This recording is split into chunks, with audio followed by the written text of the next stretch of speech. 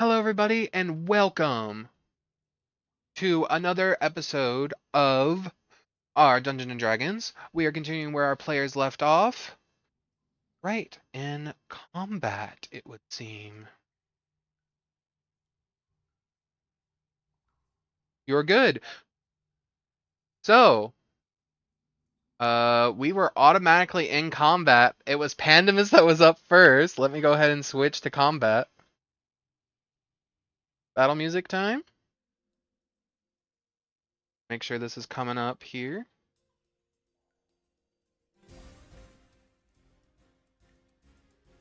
There it is. Alright, I had to turn this up just a bit. Give me just a second, I have to adjust.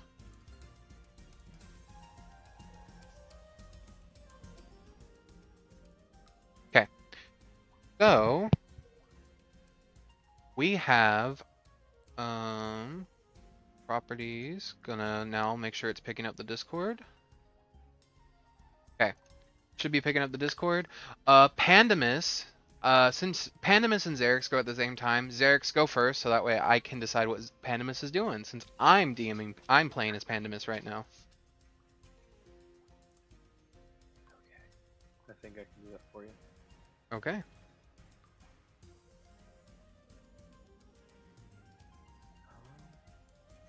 Is there realistically room for me to squeeze? Are these 10-footers? You can squeeze through allies.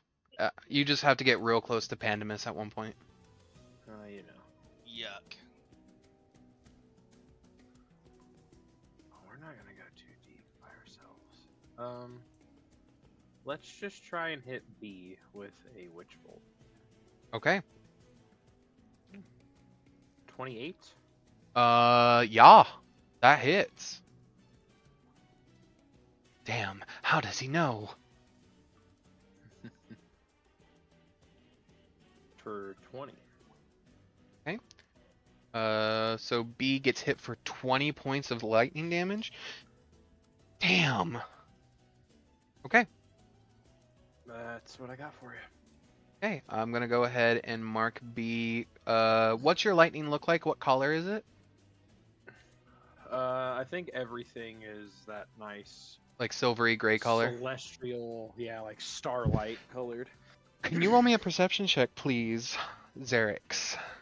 I don't like that. But yes. How's an 18 feel? You begin to hear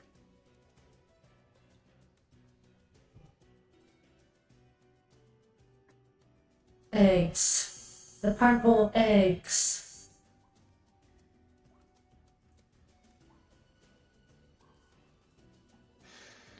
and you would Do I note see egg? you notice in there are these purple like egg sacs against these walls.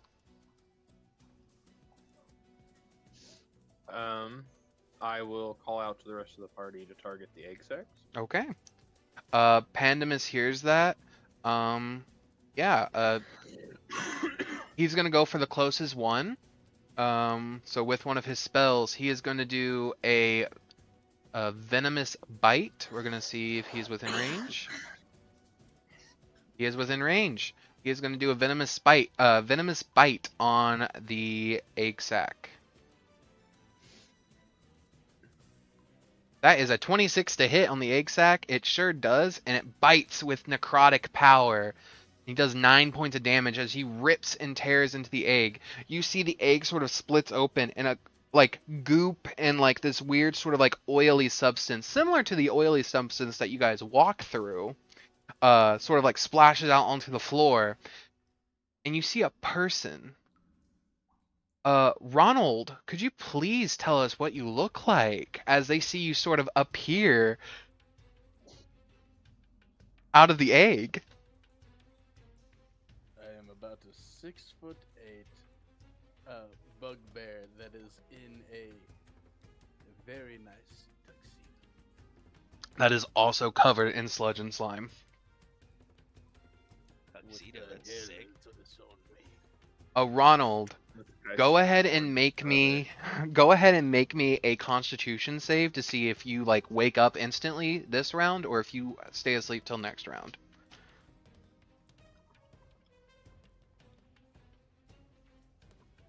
Okay, you're up. Go ahead and roll me initiative, and we'll put you in the initiative order.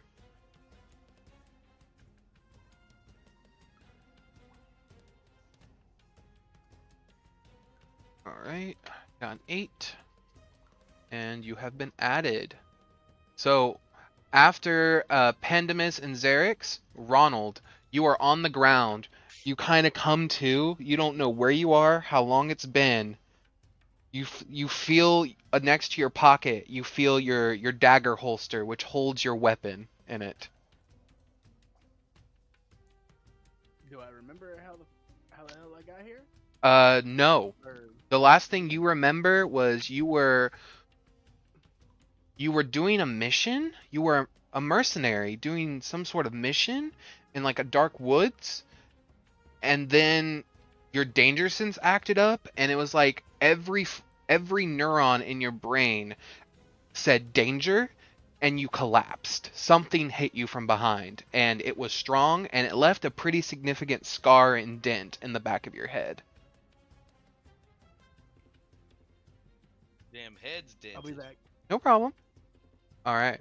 So, while he's deciding what to do, Elben, since it would now go up to you. All right. So we've got what? 2 more eggs. 2 more eggs. I'm going to. I'm gonna refresh this because it's being really slow.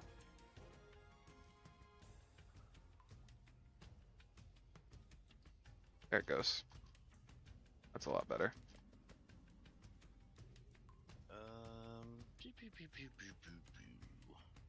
Let's see if I can move that far. Okay, let's see. 30 feet. I cannot. So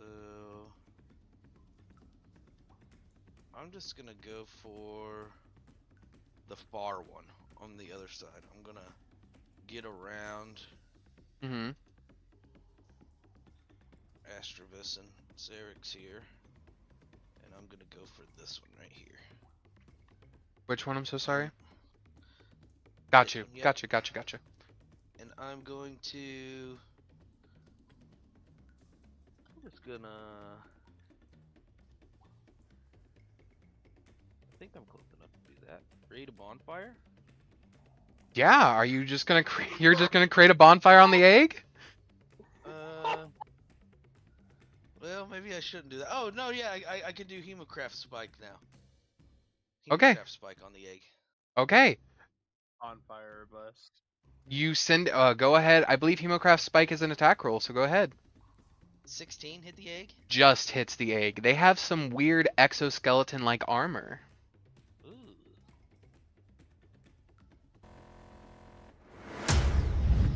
11 damage. I rolled max on my big roll, but not on my little roll. What is the D6 for?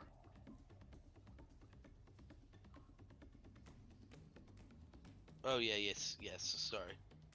Yep. 10 piercing and 1 necrotic.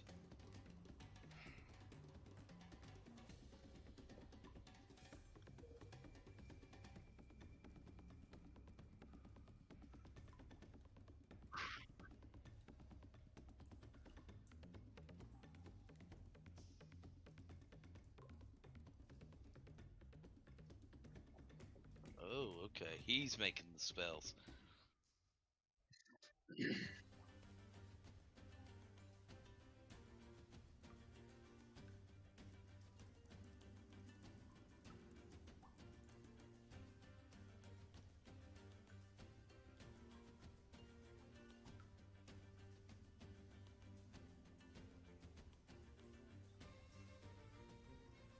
It's Creel. Real.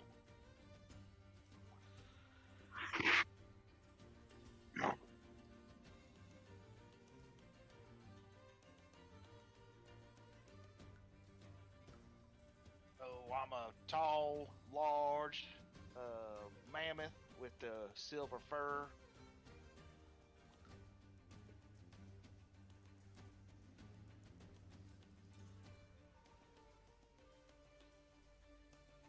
Did I hear silver fur?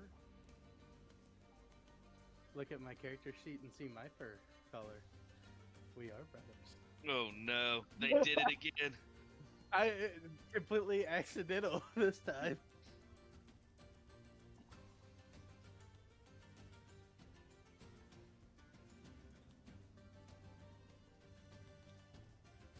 Let's go on.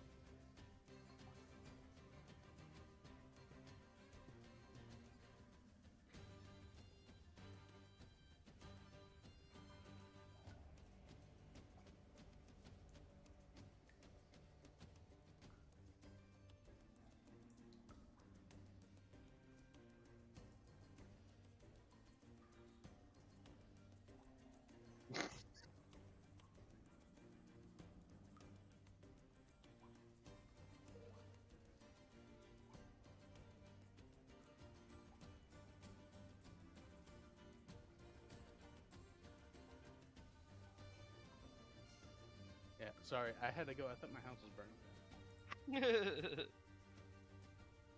No, we're all good. Yeah, yes. Since I am a gentleman, I will stand up and clean myself off.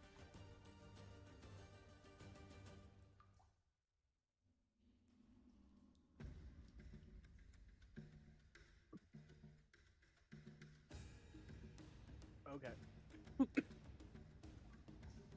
Wrong part. Can I do anything besides stand up?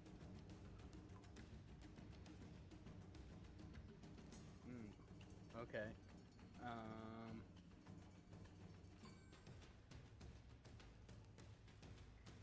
Fuck it, I'll go after the weird thing that's next to me. Yes. Weird.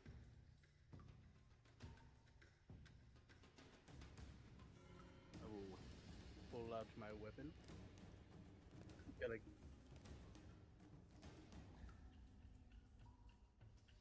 Yes.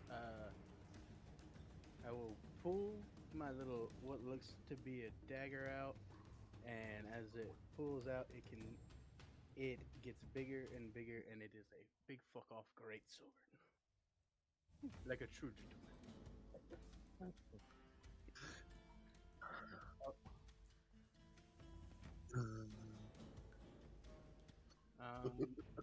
That's thick.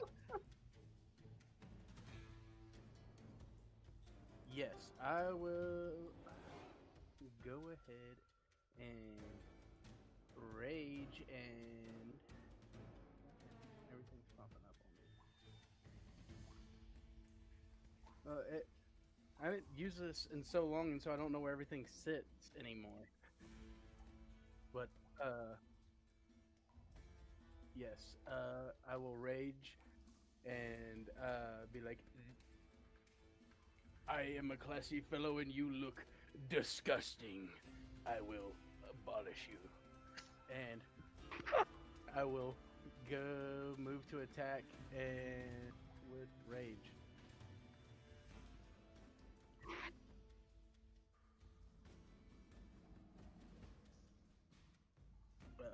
15.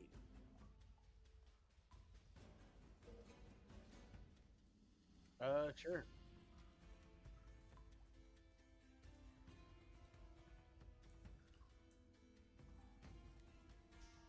Sure. Oh, that's bad. Nothing.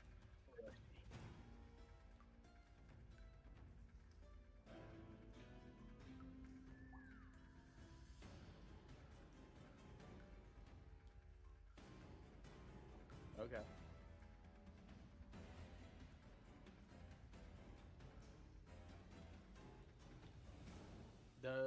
Don't I get to add some shit because of the breath?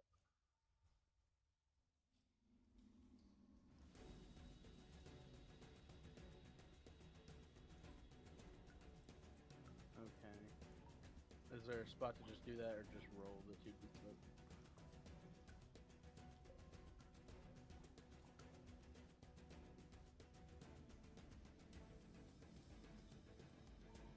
Okay, that was. Oh. surprise attack? Okay.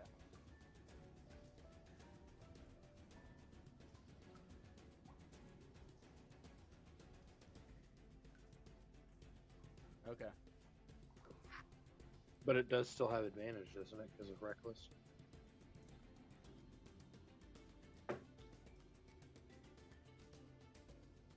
Okay. So 23.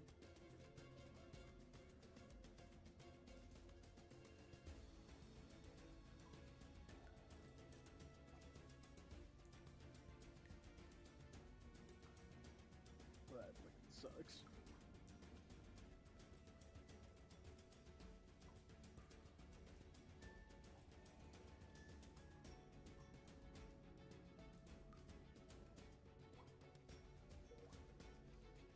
Okay.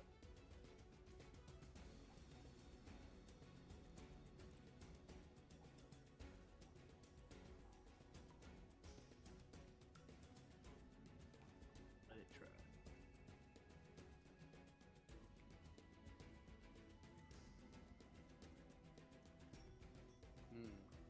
Barely. Fizz. Yes.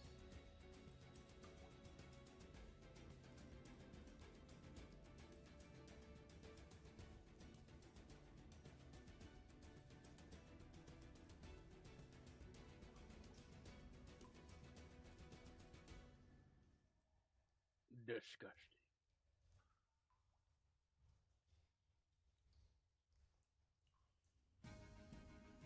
It's good.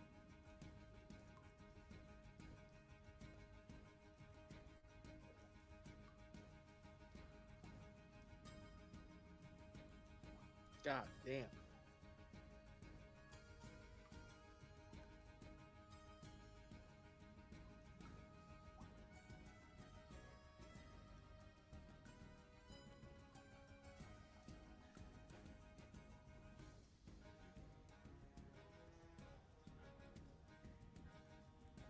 Welcome to the party. This is how it always goes. 32.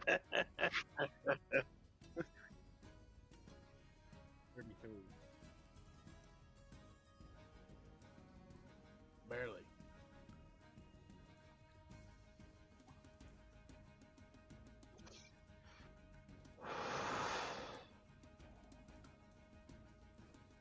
No, sir. Yes.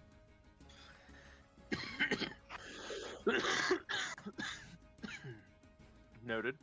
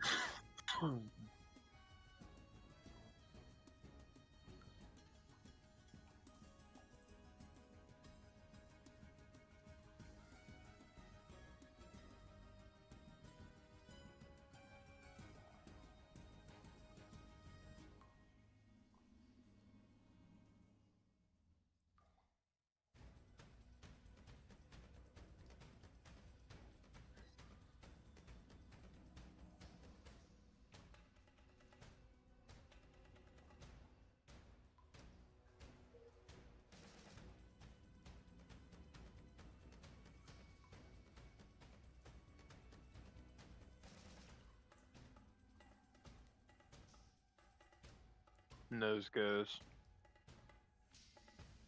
Your FQ. I'll do it. Decide our fate, Elven. A 4.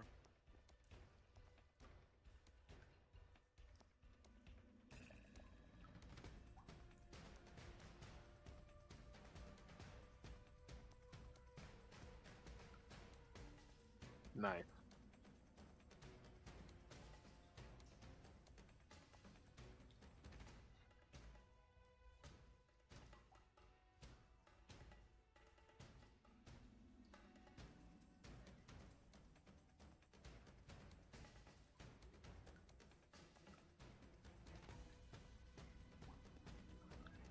How's a 19 treat you? How's a 20? Fuck yeah.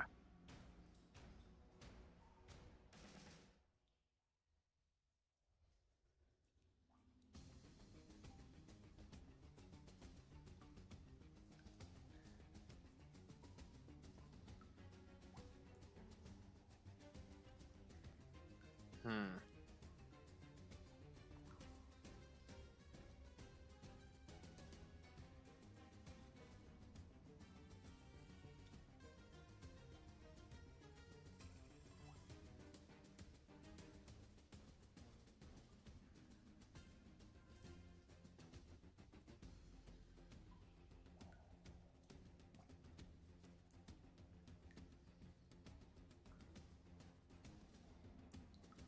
Yes. Yes.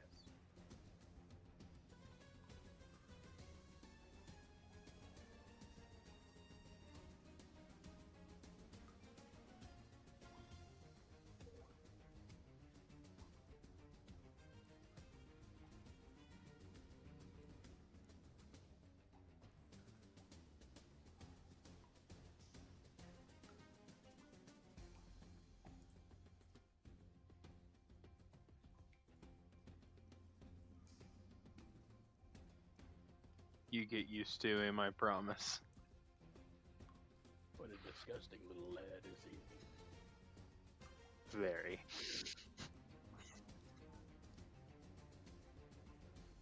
We Okay, usually keep him in the hole. Yeah. I would too. He has a special hat now, though, so he doesn't have to stay in the hole. Okay.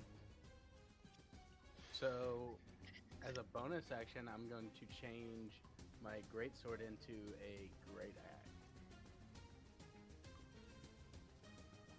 And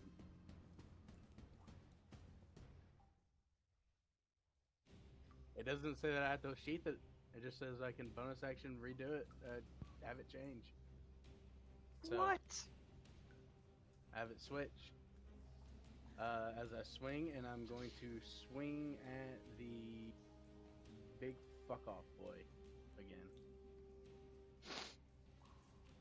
And on top of the reckless, I'm also going to use cleave.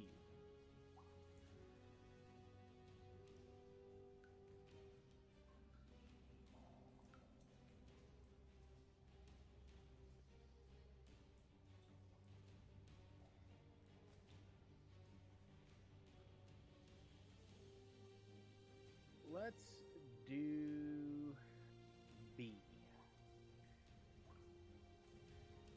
So, here we go.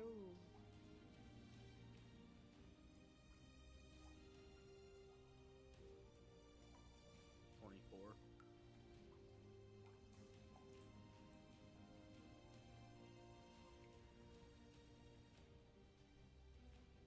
Don't make it a damage. So, D-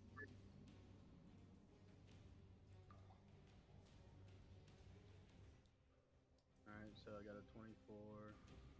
Yeah, so both of them.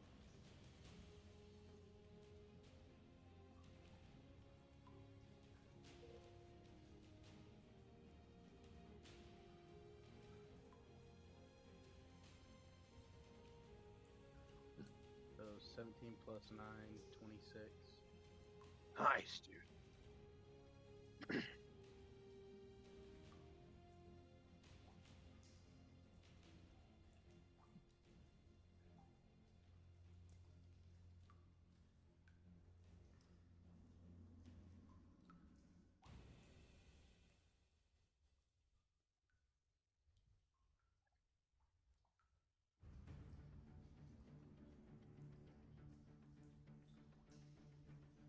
Three.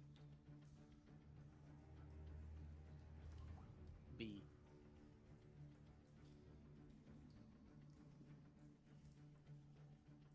Well, it dies. Or at least I'm gonna attempt. Oh.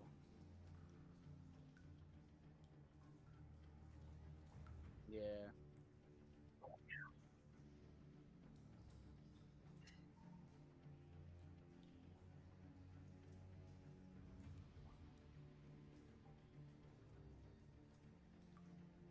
No, I probably die. Okay. Elben, you think you and Pandemus can deal with the two little guys here? Yes.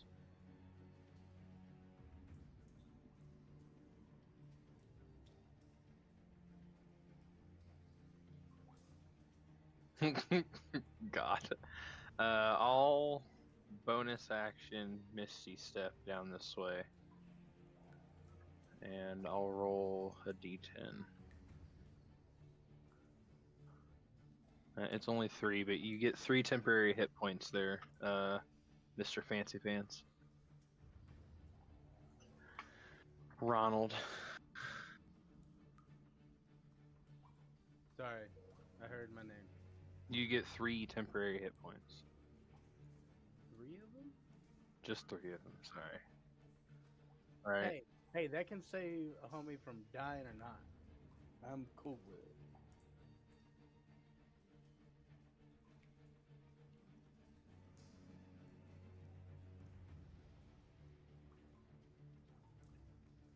And then we are gonna breath weapon and try and catch the 2 closest beholders and horror A there. So they all have to make dex saves.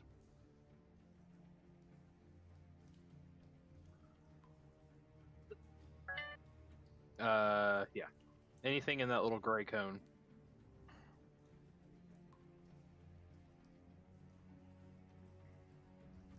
Yep.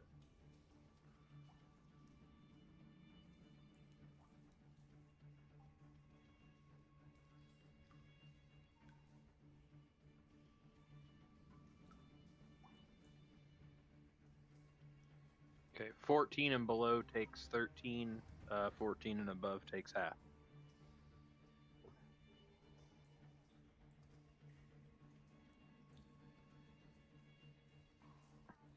That's my turn.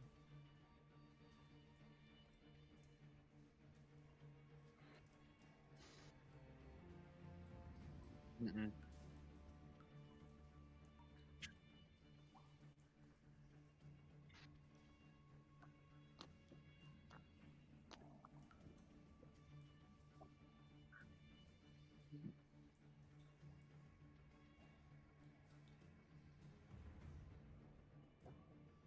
Alright.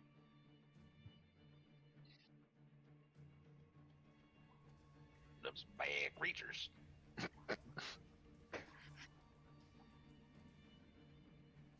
Alright, I will, so I'm already up, right? Alright, then I'll shake the sludge off me.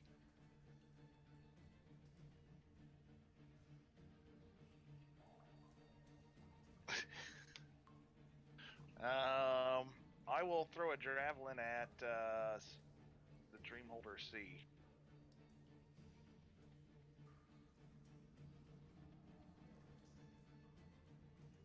Does a 9 hit? Fair. Oh, I'm a little rusty. Alright. Do I? Go grab your javelin real quick. Do I have more than one? Okay, yeah, I'll throw another one.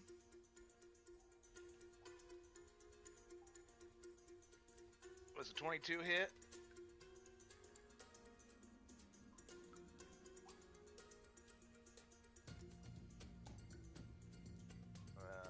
8 piercing.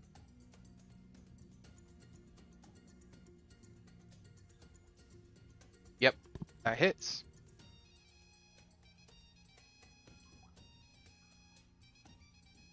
Okay, 8 piercing. You see.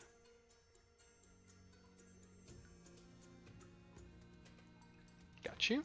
Okay. Do you want to move anywhere before you end your turn? I apologize. You still have half your movement. Yep.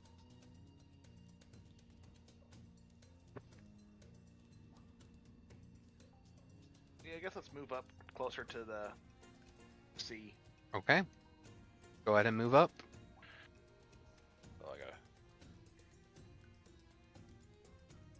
15 gets you all the way there. Elben, it's your turn.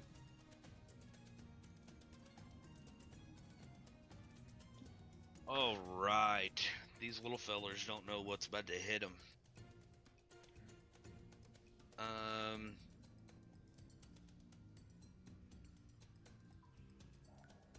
Question. Yes. Is the ruby still taking on the motes? Yes. Okay. I mean, you can talk to him about it. Yeah, I better ask him. Are you like reaching some kind of capacity on these motes, or are you still all right?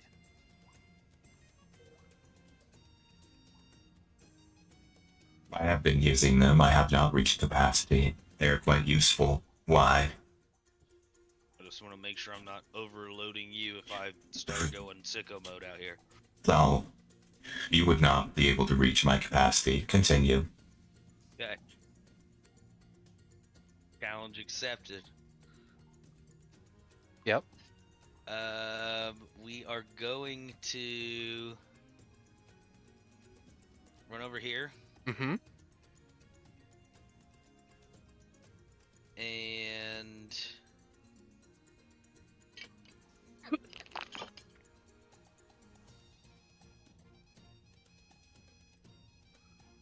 you know what it is. Do I? You know what's about to happen.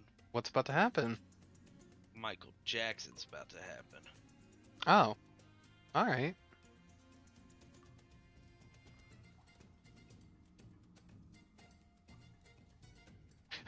Oh, Krill's over there. Fudge. Creel, I hope you like your character. Oh, boy, that's gonna hurt. I guess I better not use that.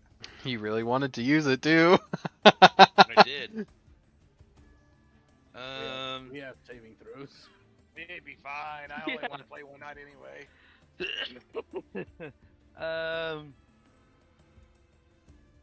We're gonna go for another Hemocraft spike Okay. On who? at Pandemus is fighting Horror D, right? Horror C. Or Horror C. Yeah. So I'm gonna go after Horror D. Okay. For a D. Does a 13 hit? 13 misses. I'm gonna just, as I do every game, waste my DM inspiration? inspiration right at the top. Go right ahead. Definitely doesn't come in handy at all later on. Oop. You got a 9. Add your spell attack to it. Plus 8. So does a 17 hit? Yes, it does. Okay. Oof. So that's 1 piercing. 5. 1 piercing and 4 necrotic? Yep. Okay.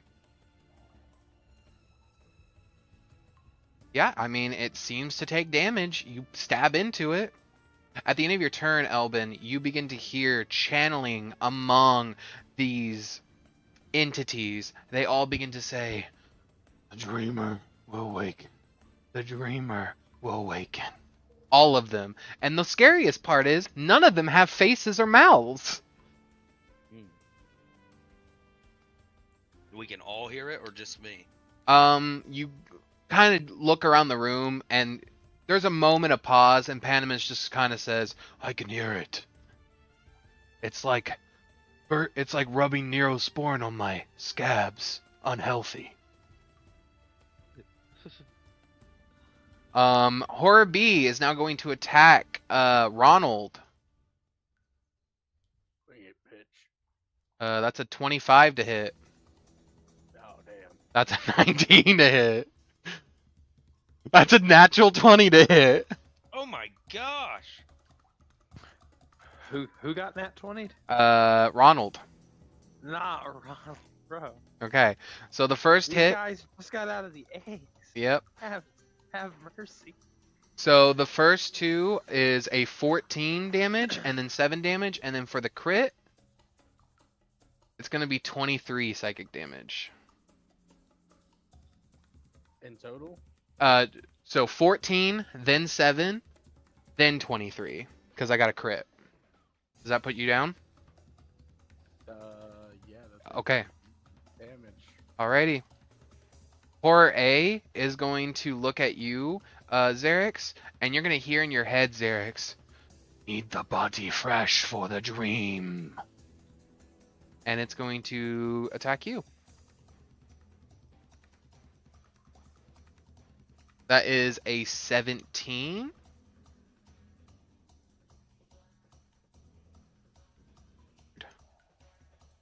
Whatever. That's a 17 to hit you. Does a 17 hit you, Xerix? Actually, I apologize. If a 17 does not hit you, does a 21 hit you? A 17 and 21 both hit me. Cool. Yeah. Last one was a 16. 16 misses? Okay. So only 2. So that is 5 psychic and come on, load for me. 10 psychic. Okay. 15. Horror D is going to go after Elben after it was just so rudely pierced by him in a non-consenting manner. That is a 19 to hit. Yeah, that hits. That is a... I think that's a natural 20. That's a natural 20. What do you mean you think that's a natural 20? I had to do the math. Okay,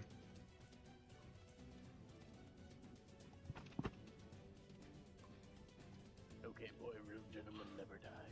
You just got double net 20. I think you did. That is 5 points of psychic damage on the first one. That is 8. So that is 18 points of psychic damage on the second one, and 18 points of psychic damage on the third one. Up next is C. C is going to attack. I am down.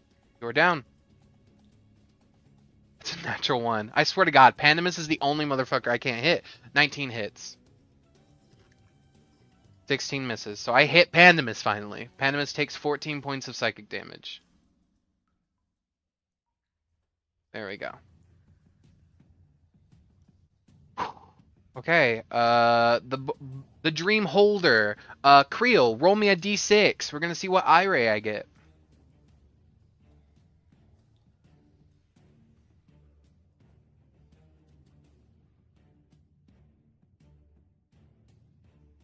Four. It's gonna shoot it at Xerix. Xerix, make me an intelligence saving throw.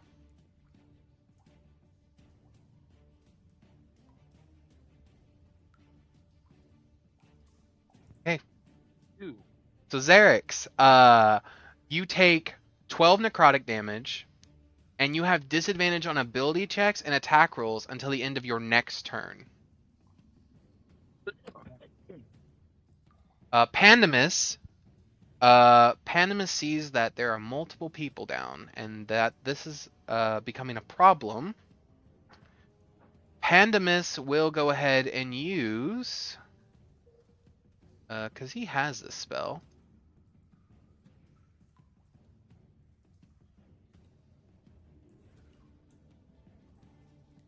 There we go.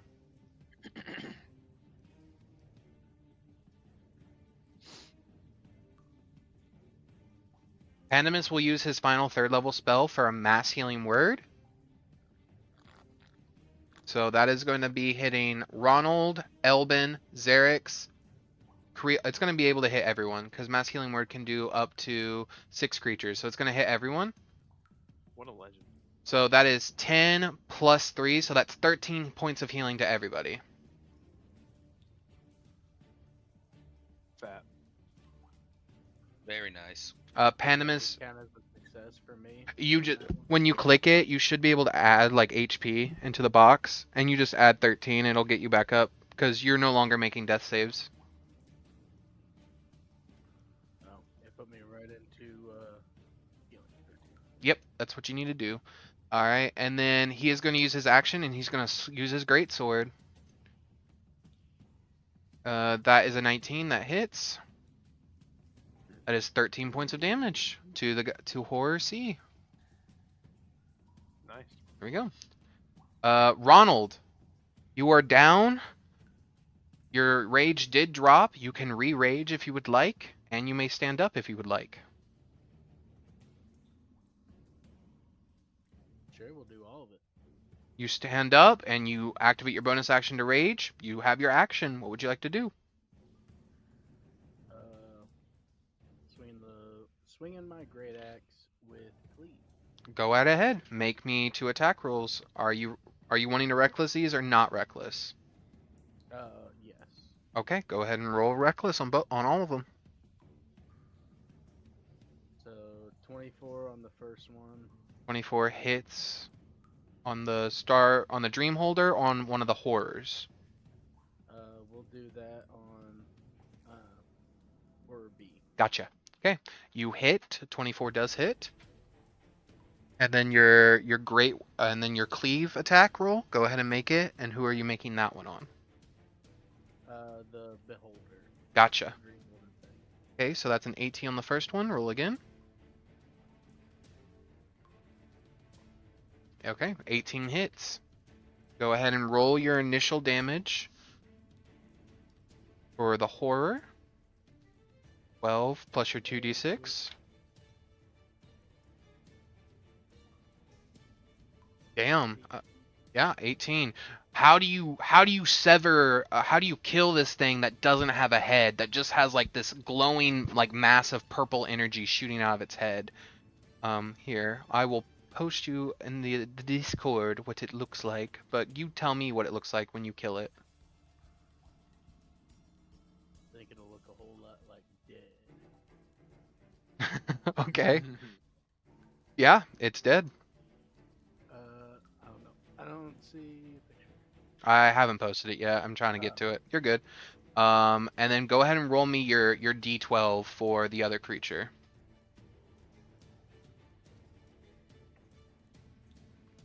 Hey.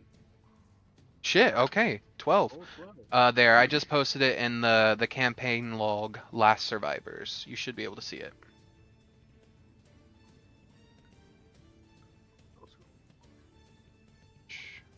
Oh, right through the midsection. Just. Meh. Okay, and then that's what the dream holders look like as well. Oh, coming out of the body. Yep. It's coming out of the horror. Like tethered to it. But anyway,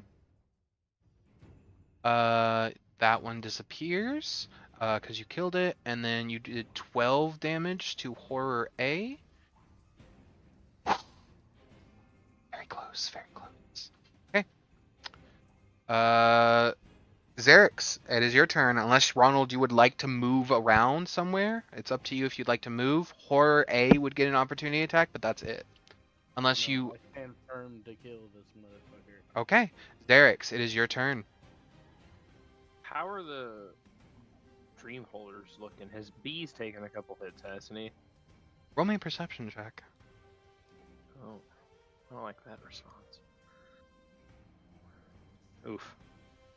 11. With an 11, you look at the beholders, and you realize they look like they each have the same scars from battle. They all look very equal in terms of damage, like it's being split between them. Okay. Okay. Good to know.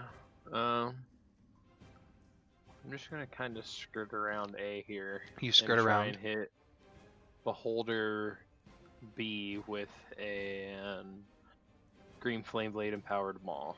Go right ahead. Remember, you have disadvantage till the end of this turn. That's good. Does a 19 hit? 19 does hit. So it'll be 15 radiant, Okay, 15. Could be. and then he'll take 1d8 fire, Mm-hmm. which will be 7. And then roll that again, and then add your, I believe, spellcasting ability, and then which one does Green Flame Blade propagate to? Within 5 We'll feet. have that hit Dream Holder A. Roll me a d8 and add your spellcasting mod. That would have been 9. I rolled that 9. Gotcha. total.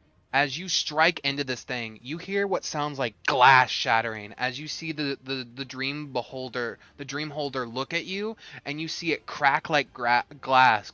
It becomes colorless and gray, and you see it slam into the ground. And as it does, instead of a body or a husk, you see shards of glass, and then they melt into that similar black sludge that came out of the eggs.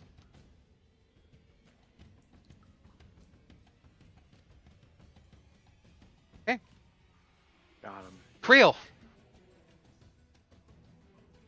Yeah, we're gonna hit that boy.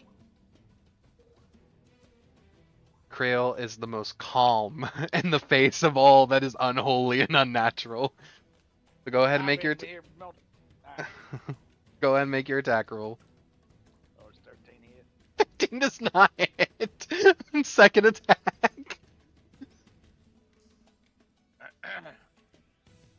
19 hit. 19 hit. Yes, it does. Roll me your damage.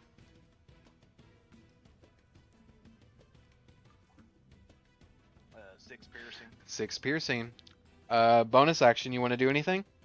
I'm gonna hit him with my shield. Okay, shield attack it. That's just other. Yep, it's a shield attack. It has to make a strength saving throw 15. Yep.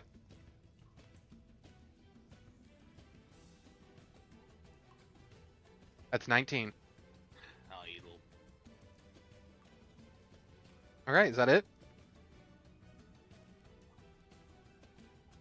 On a failed save, you can either push a target. Yep. So I didn't fail, so does the damage still get halved or does no damage go through?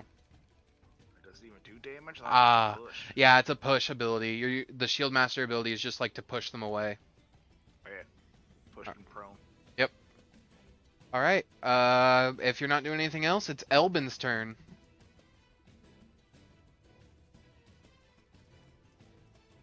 Yeah, I'm done. Okay. Elben, it is your turn. Elben, you begin to hear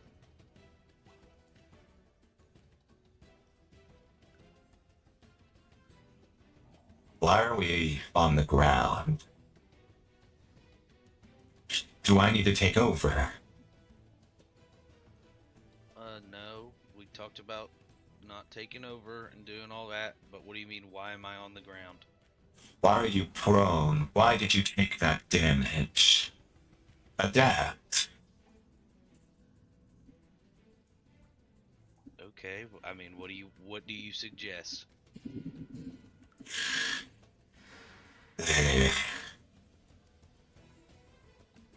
Hit them with a spell that does damage, and I'll amplify it like I have.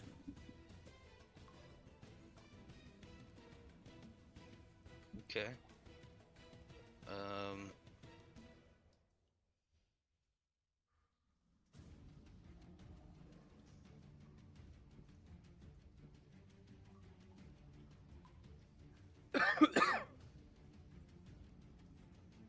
I'm going to cast a spell and add a Vitalic Surge to it.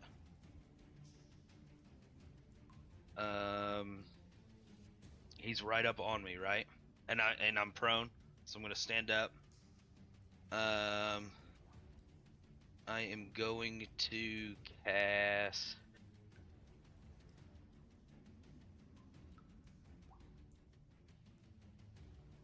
I'm gonna cast Ice Knife at level 2. what is Elben's current hit points at? 13. You feel this surge of energy as you release that spell. Go ahead and make your attack roll to see if the piercing damage hits. A 20. Dirty. You hit. Roll your piercing damage. Oh, it rolled everything. You're fine. That's fine. What's the piercing? Piercing is 5. All right, and then I'll get to the cold in a second. As this releases from you, you see the ice knife begin to darken and almost have like a reddish hue as it slices a little bit against your finger, pulling some of your blood with it and coating the ice knife in your own blood. Mm-hmm. And you hear in your head, Released. And you see a burst of sanguine, sanguine sort of like crimson mist spray out as the dagger explodes. You deal additional necrotic damage when the ice explodes, equal to your current hit points. Okay. So 13 necrotic. Yep. All right, so that is 5 piercing, 13 necrotic, and how much cold? I'm making my dex save now. 14. I got an 18. Does that save? Against my spell save. You got an 18? Yes. It does. Okay, so you got a 14 cold? Yep. It was at exactly 7 left. Okay. The cold rips through its body. Thank the Lord. He was kicking my ass. You then hear... Good. We'll continue adapting. Okay. After Elben, this horror is dead. Horror A is going to turn to Xerix, and it's going to attack Xerix. 14, I believe, misses you. 14 again misses you. 25. I think only one hits you. That is 14 psychic damage. Ouch. You up? I'm up. Okay, I'm now Wow. gonna attack Pandemus now. See if I can finally land a hit. That's 25. That hits. 12. That misses. That's 25. That hits. So 2 attacks at Pandemus. That's 7 and 5. Okay. There we go.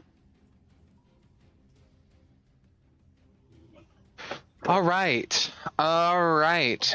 I need 2 people each to roll me 1d6 for my dream holders. 5. 5, and Ronald got me a 6. Perfect. Ugh. So with a 5, I'm going to shoot this at Elben. Elben, make me a charisma saving throw. Charisma? Charisma. Dang, dude. An 11. All right, you fail. Elben, you see a streak of what looks like translucent energy that sort of pulses through the air at you. You take 16 points of force damage. Do you have a reaction? I mean, I can shield, but it doesn't seem like armor class matters, so. Not for this because it's a saving throw. But do you have a reaction? I don't believe that I do. Okay, if you haven't, I don't think you've used your reaction since your turn. I haven't. Can I absorb elements on it? Is it something I can absorb? So absorb elements doesn't work for force, but you hear. You know, you're thinking like a wizard. Do you attempt to cast absorb elements? Dude, I can't be breaking spells like this. This guy's wild. Can I silvery barbs it? It's probably not even. It's not a D20 roll. It's just an area effect. It's like fireball. No, I'm not pushing my luck on this breaking spells stuff. It scares me. We need to adapt you, Elben, before you die. I'll be all right. I think Pandemus and Xerix have it, and whoever these other 2 guys that fell out of the eggs, as long as they're friendly. Make me an intelligence saving throw. I need you to see if you beat him. You're about to get vetoed, bro. In your own 26. body. You beat him. He was trying to force you to cast it. Mm-hmm. Yeah, You go down. You go down, and your body actually gets punted into the wall and disappears. We'll come back to that in a minute. As you were hit with an incorporeal shunt ray. Oh, fuck. With a 6, can I please have Ronald make me an intelligence save? Okay. Hold on a minute. I just seen something about. You're good. Mm-hmm. You're completely fine. Take your time. See you Oh, next this character sheet. Yeah. Well, this does not count for intelligence. Never mind. Ah. We believe in you, Ronald. Don't. Ronald, you take 16 points of psychic damage. What is Ronald's greatest fear? Because he receives a nightmare.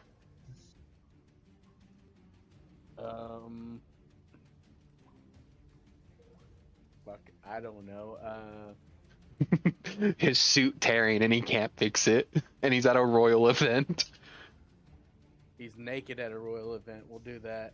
Yep, and everyone's Very laughing at him. Everyone's laughing at him. Alright, that's 16 points of damage. Never really dies, though. And then He's staring in Pandemus. all the wrong places.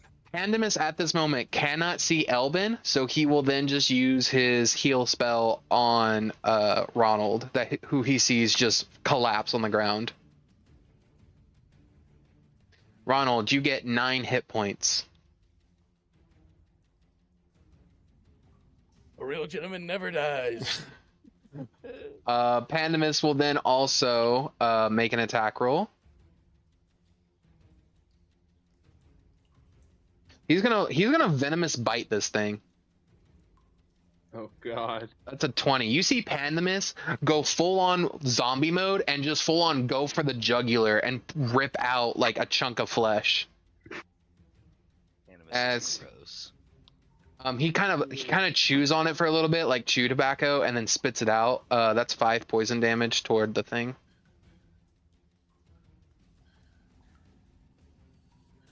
Okay, Ronald, you're up.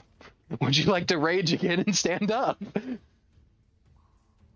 Is there anything else but to do such a thing? I mean, you can disengage and sort of walk around if you want to get into a better position. That is up to you, though. And if you disengage, they There's can't no hit better you. position but in their face to hit their ass. That's to hit their ass if you're standing in front of their face. I love it. Go ahead. Stab through the front. Stab through the front. But this time I will cleave through the front. After Okay. Okay, you rage, and then you're going to swing with a cleave, so make me your 2 attack rolls. Are you also recklessing, I'm assuming? Of course. And, Okay. Beholder B is the first one. Go ahead, make me my 2 attack rolls. Let's see if you hit. 26. Mm-hmm. Okay, so 26 on the first. 26. Got you.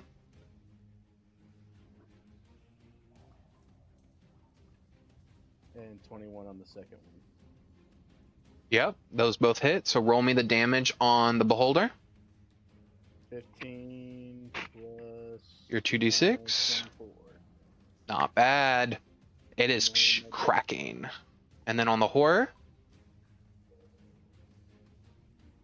A dose. a dos. It is barely up, but it's still up. But you have another attack. So who do you want to attack? The horror or the beholder? The beholder is also looking very hurt as well. Beholder, he's gotta die. Make an attack roll with advantage. I don't think I need any more. Okay, you got a nat 20. Go ahead. Oh shit. All right. So for the way we work advantage, the way we work crits, so go ahead and roll that damage again, and you're going to take just the max number. So since you're rolling 2d6s on your greatsword, automatically you get to add 12 to that 14. So that's 26. so it'll be 26 damage. Nice. There we go. 26 points of damage to the beholder. How do you kill the beholder? We'll just go horizontal again, right to the eye. You go straight through the eye and dig straight down horizontally, and you carve through it. You see as the body like collides on the floor, you hear the sound of glass shattering, and then immediately melts into that black sludge stuff that's on your suit. Xerix. Get away from the sludge. It is your turn, Xerix.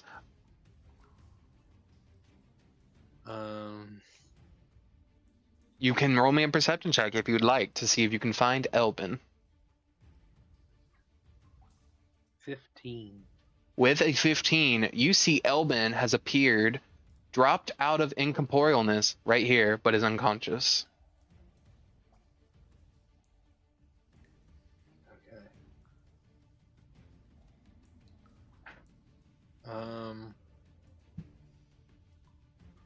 You said the guy in front of me is looking pretty close to Very, very close, yes. pretty bad. Yeah, you can see his interior musculature with the amount of damage he has taken. Does 24 hit him? Yes. He will take 18 radiant damage. Okay. How do you kill this thing? And just obliterate. Just squish it like a bug. Like a bug. Okay. What do? You have a bonus action. I'll just hang tight. I don't have anything I can do useful Got with you. it. Creel, Yes, sir. it's your At turn. least you're not lost to the Aether. Yeah. You're gonna attack. Make your 2 attacks. 16 hits. 16 just hits. Roll damage. 10 piercing. Does this paladin order that you work for, do they possibly say the constant, is there like quote of the day, roll tide? Probably not. All right, go ahead with your second hit. I was gonna do divine smite. Go ahead, that's a bonus action. Yep, bonus action divine smite. What level would you cast it at? I believe you can, I think you can go up to second right now because of your level. I could be wrong. So I cast and use. What's that difference there? You get so the use is a one-time free use because of your paladin class. So you get to one-time freely use divine smite, and then casting it costs a spell slot. Okay, we'll use it. Boop. Okay. All right. Okay. 5. 5. Yeah. Gotcha. Second attack. And then we'll shield bash. Okay.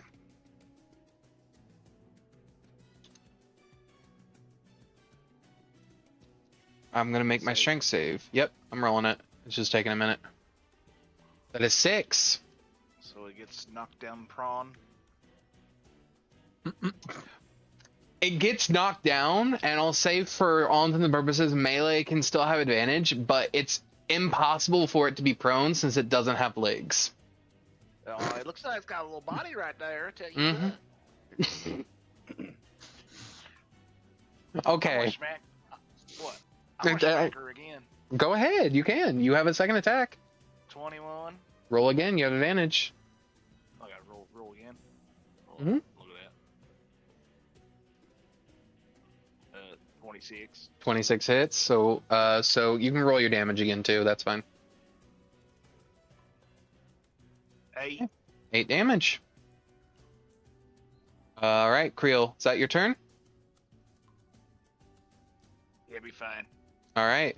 Elben. You hear. Why did you not listen? Why did you not listen? I'm not going to lose another host. Get up. And with that, you are restored to 1 hit point.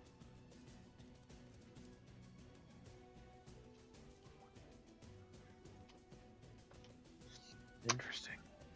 We got to get this guy a body. I You think are he's the got body. one, bud. You are the body. Yeah. No, Now that you found one. what that ain't me. Motherfucker said host No. again. You, as you come to, like, at the beginning of your turn with that 1 point hit point, you hear him say, Partner, like you stated, I don't want you to die. Please don't make me do that again, because you used quite a bit of my, as you call them, modes to do that. Okay. Okay. And we're banging out the big fat ice knife with another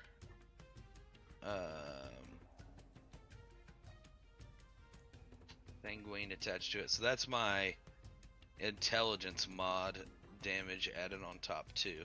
I didn't need to do it for the last guy. Or Vitalic Surge. Okay.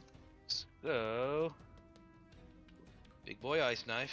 Yep. You're that big boy ice knife. Give me that big boy. 20 hit. 20 does hit. Which one are you hitting? I am hitting the Starved Dream holder. Gotcha. You hit it. There we go.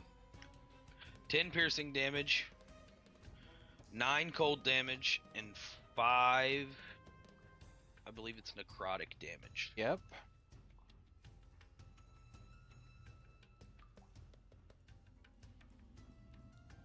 Nine ice damage. I need to roll a dex save on the beholder real quick. Yep. And he is prone. He's immune to prone, like I said. So that's a 19. That beats it. All right, so he takes half of 9. Yep. All right, there we go. Still heavy damage. You have a bonus action. What would you like your bonus action to do?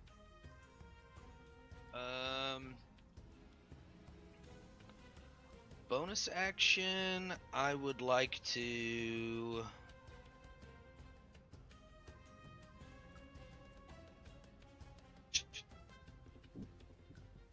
Misty step over here to this egg. The unpopped egg, or is that You are this not. egg? You are not able to do 2 leveled spells in one turn. Oh yeah, that's right. You can walk. You can walk over there. Okay. You still have let's half your walk over movement. the egg. I want to Like a pretend like I filthy Misty stepped peasant. over there. Yeah, you pretend in your head that you Misty stepped over there. You hear him say, Nice. Adaptation to your ice knife. Tell me, how did it feel? I guess it's becoming more normal. okay. Next is going to be Horror, the only one left, and it's going to attack Pandemus.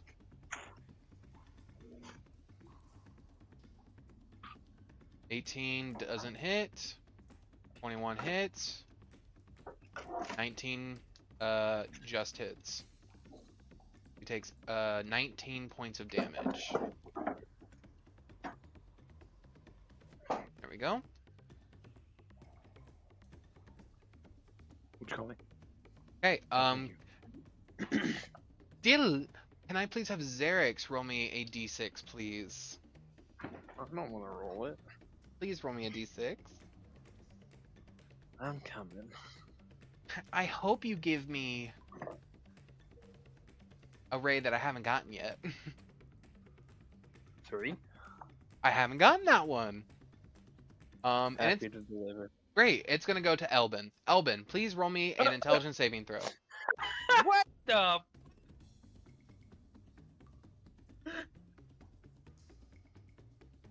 God damn, a 17. 17 saves.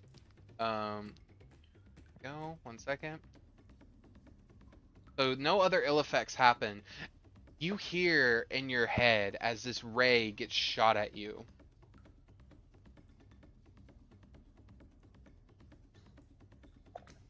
We're going to pass again. You need to listen to me.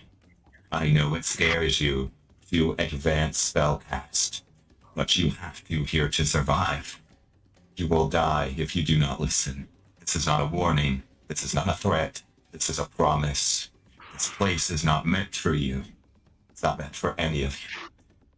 Do not die here by simple mistakes. Okay, what do I need to cast? Just absorb elements. I'll handle the rest. I will build you Absorb better. elements. You see the psychic damage coming at you, and absorb elements would normally not be able to absorb psychic damage. As you feel the ruby in your chest begin to burn up really hot, you see a pulse of magic pulse around your absorb elements, and you see it begin to generate around it. The psychic damage hits it, and as soon as you feel it, like the psychic damage about to touch your head, you see it force its way down into your ruby, and you see the ruby just ever so slightly is now glowing just the tiniest bit purple. Stored it for a later date. You will not take the damage right now. I can contain it for 8 hours, and then I must release it. Okay. I am essentially holding the damage you would have taken. So I'm still gonna we're still gonna take it just later. Hopefully you will be more rested and not at death's door. Okay. Recommendation, drink a potion. Okay.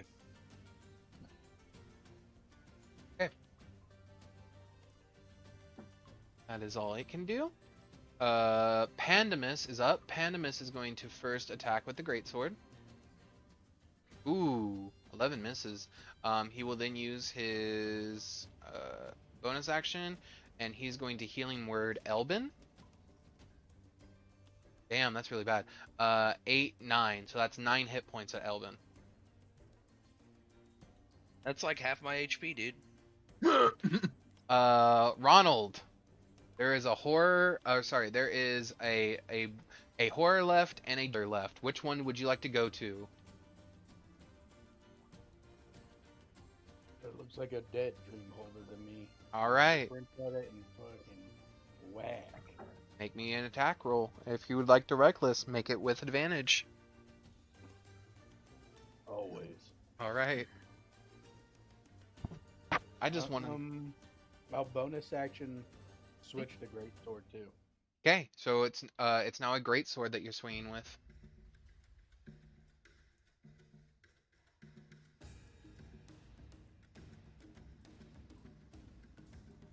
Nineteen. 19 hits on the first one. Roll your second hit.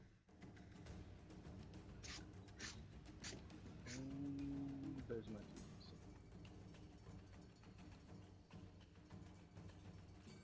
So, what? 17 damage on the first one. Yep. Go.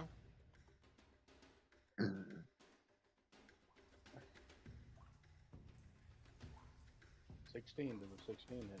16 just hits.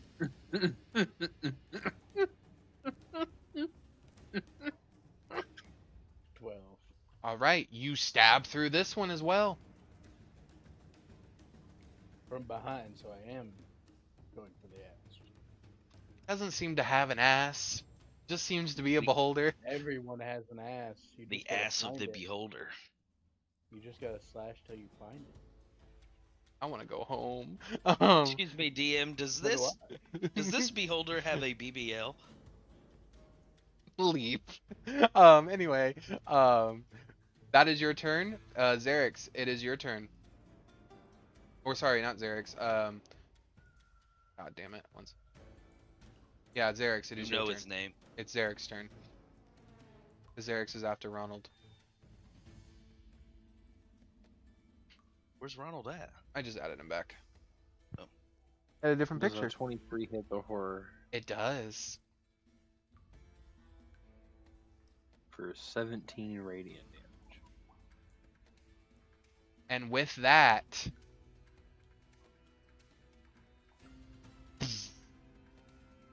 combat is over. You hear no longer in your heads, awaken the dreamer. Awaken the dreamer. It is now silent. Eerie, unsettling silence. Look around and you just see the people that you got out of the egg sacks. They're standing around, looking confused.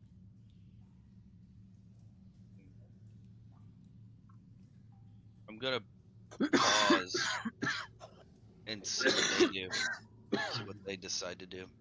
Okay. Ronald, Creel, what would you two like to do? Wee wee, I was one hell of a fight, boy. I would. Walk up to old Ronnie. I'm gonna pick up my spear I threw and then go up to old Ronnie. I will sheathe my my greatsword into my dagger hold. Mm-hmm. Are you pretty well hurt? Obviously hurt? Yes, obviously hurt as hell. But gentleman never complains. So Damn! Oh. Got to before I feel did. better all of a sudden. Thank you, sir. I appreciate it. Yeah. My name is. They seem like people. No, Like no long Of course, I arms. wouldn't have No, tentacles, boy. I'm a gentleman. I don't Yeah. have tentacles. I feel like they both have entirely too much personality to be shapeshifters. Or they're the best fucking shapeshifters we've ran across yet, bro.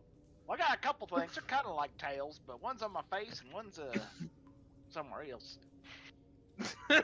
Oh, that's not gentleman-like at all. You keep that thing away. Oh, not a problem. Well, I'm gonna do you peek guys- into this egg. Okay, you peek in. Is there anything in there? You kind of look around for a minute.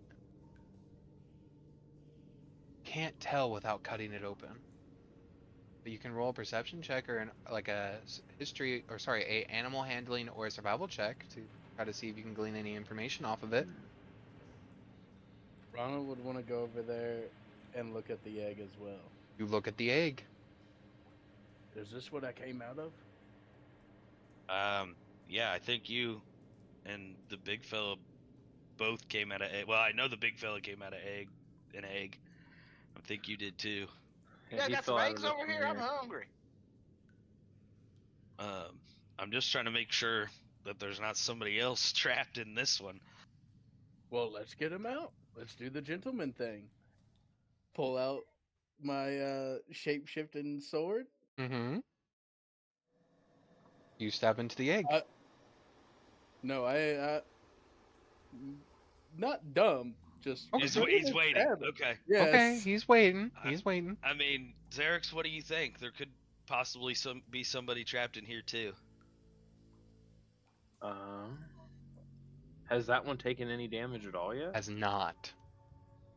It is untouched. How big is it? 26 hit the egg. 26 does hit the egg. Jesus Christ! You just go in to clobber it. It takes 13 force damage.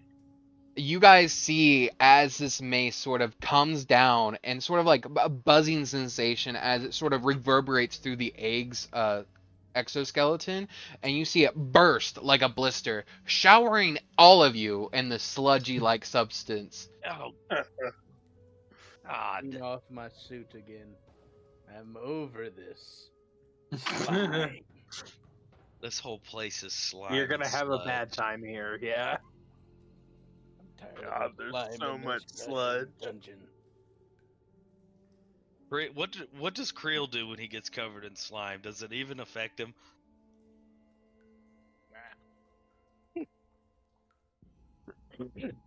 Okay, Creel says meh to it as nothing, as sliding out of like the remnants. You do see an unconscious person.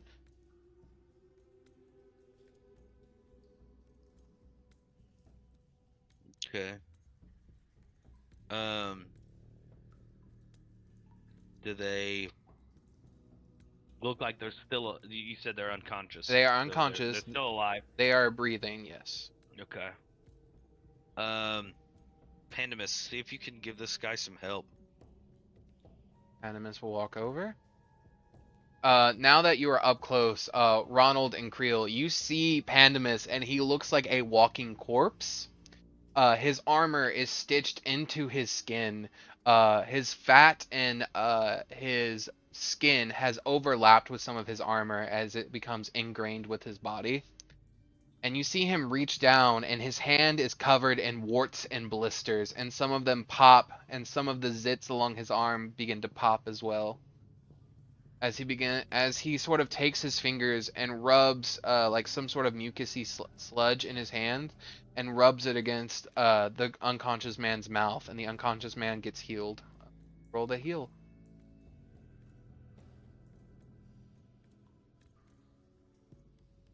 He gets healed to full, basically.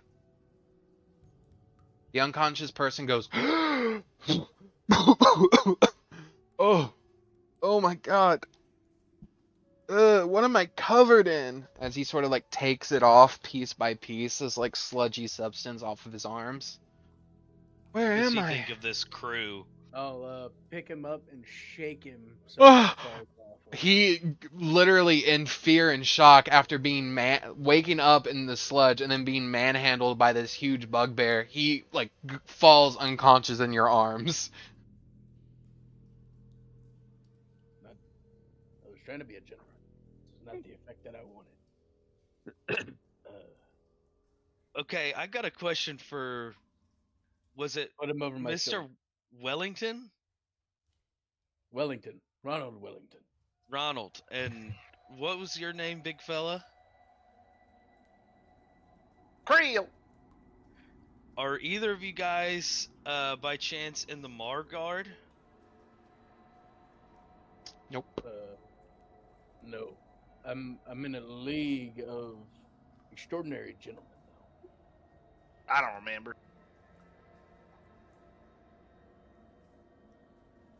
Okay, well, we came here looking for some soldiers from the Mar Guard, and we assumed that they things we just killed had those people. So, I mean, do you guys even remember how you got here or anything? Not a clue, son. No idea.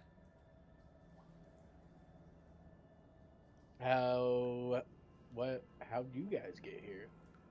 Because evidently we got here two different ways. Well, we kind of chose to come here. I'm gonna say it's a long story, and as we start to depart the cave with this guy, Mm-hmm. actually, I'm gonna rummage through this guy's stuff. Okay. Roll See me a if he has perception or investigation, please. any of the Margar armor or anything like that. I want to just kind of look around the whole place. Yeah, roll me a Take my perception check. surroundings. Real, roll me a I'll- perception. I'll hand over the fella to you. It just gets dropped in front of you. Gently, like a gentleman. You drop him in front of him. Of course. Elben, with a 22 investigation, you look around this man's belongings and you rummage around. There was a bag in the egg with him. And you sort of pull it out and wipe it off, and you see inside of it, it looks like feed for an animal, as well as a journal. And as you start flipping through pages, you realize it is time and date logs of onkegs hatching, and when the next set will be hatching. He doesn't seem to be part Okay. of the guard, but he seems to be someone that raises onkegs. Okay, so he was definitely with them then. Mm-hmm. Okay. How much feed does this guy got on him? You kind of take a look and you begin to pour it out a little bit, and you see sort of sleeping in all the feed that like literally protected a small baby onkeg. It's alive. It's just currently sleeping. It was in the bag inside the feed. So like the feed and the bag were protecting it from the outside. Okay. You've already got an egg too, don't you? Yeah, I'm gonna tuck the baby onkeg and the feed Mhm. in the void cloth with my onkeg egg. Do remember, the void cloth does not get air if it's closed. No. This is the Okay. void cloth that we had from the ship. So it's just a piece of void cloth itself. Oh, that's A right. real The soft super material. silk, the super soft silk Yeah. stuff. I was thinking the portable hole. My bad. Nope. Continue, No, continue. I'm not putting my homie in there. Okay. So I'm gonna tuck them close. I'm gonna give my egg a spritz, Mm-hmm. Yep. like I saw her doing. Yep. And as long as the baby onkeg doesn't wake up, You go to spritz your egg, and you realize your clothes aren't bloodied. I mean, you've taken significant psychic damage, and you've, like, bled along your nose. You kind of look for, like, your blood on your body as well, and it's not there. You feel your egg is pretty moist. Oh, no. Oh, no. Your egg is moist, brother? Well, And you see those glowing red specks that weren't that prominent before has mainly changed the egg's color to be more red than orange. so it's almost a deep red now. Yep, it's a deep crimson color. Okay. Well, as long as homie's hydrated, I guess. You can still spritz it if you want. Yeah, I'm going to. You spritz it with some water. Okay. I got the baby on cake tucked away. I got that. He's got all his stuff. You hear in your head, I'm very interested to You see. see what happens with this egg. You and me both. That's why I did what I did when I got the egg. Like a good wizard. With a 22, while you're looking around, Creel, you see I'm that. also Yes. casting See Invisibility while I'm looking around. I want to do a really good look at everything. Ooh, you sly mammoth, you. Yeah, with your See Invisibility, you look around, and you are greeted with, in the center of this, like, sort of liquid, like, right here.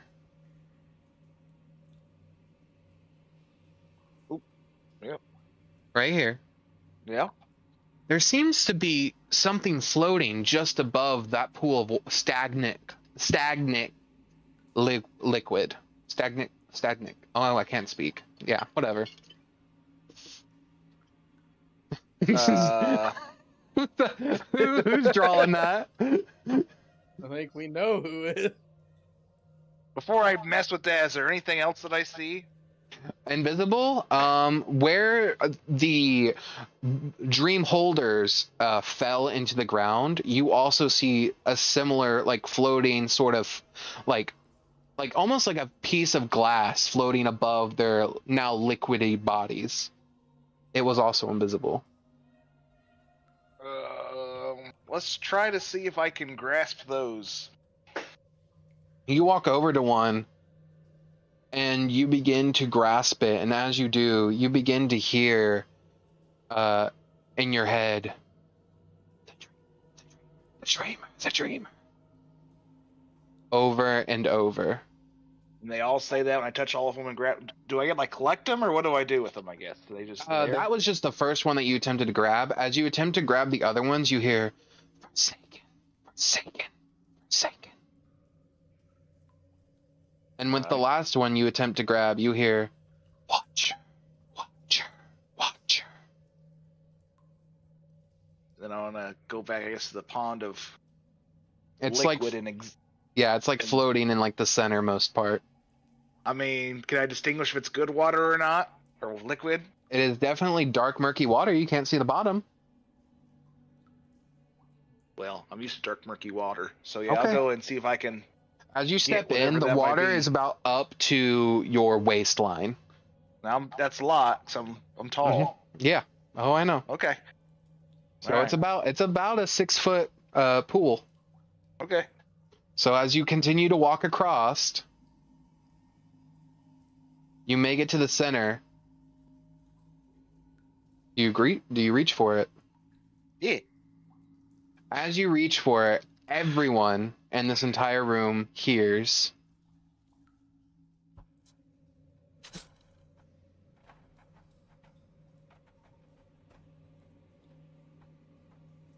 The dreamer awakens. You stopped the dreamer from waking. Who are you? Oh.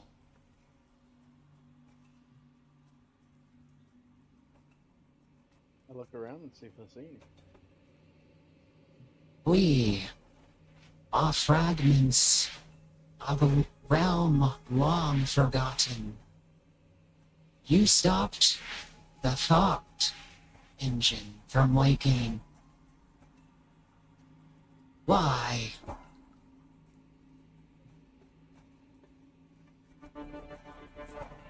I don't know what's going on. Because they were taking people. You know, say I'll turn to the guys that is not the big mammoth and be like, "What did you get me into?" They were meant to be willing sacrifices. The people here have been twisted and tormented.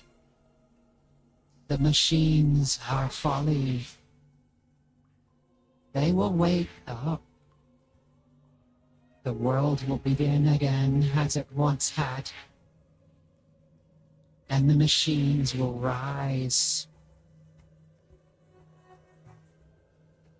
Is there like a physical thing in the pool, or is it we're just hearing this like echo throughout the room?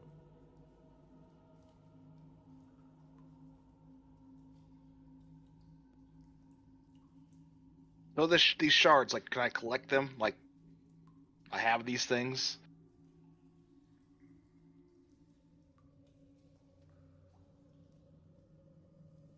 I'll just like put them in my pouch and then walk out of the water.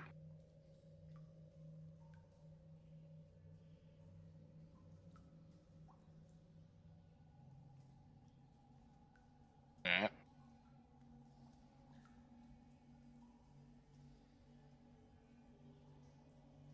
Whenever he puts it away, does it stop talking to us?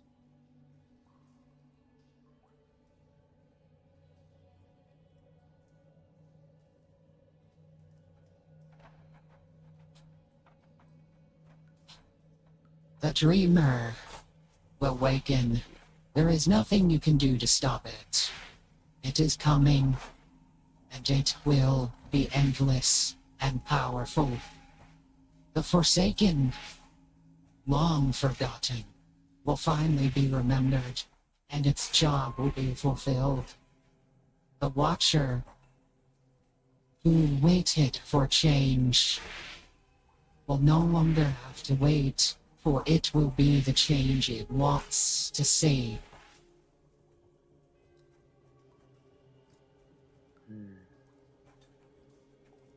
As confused as Creel and Ronald are, we are also as confused.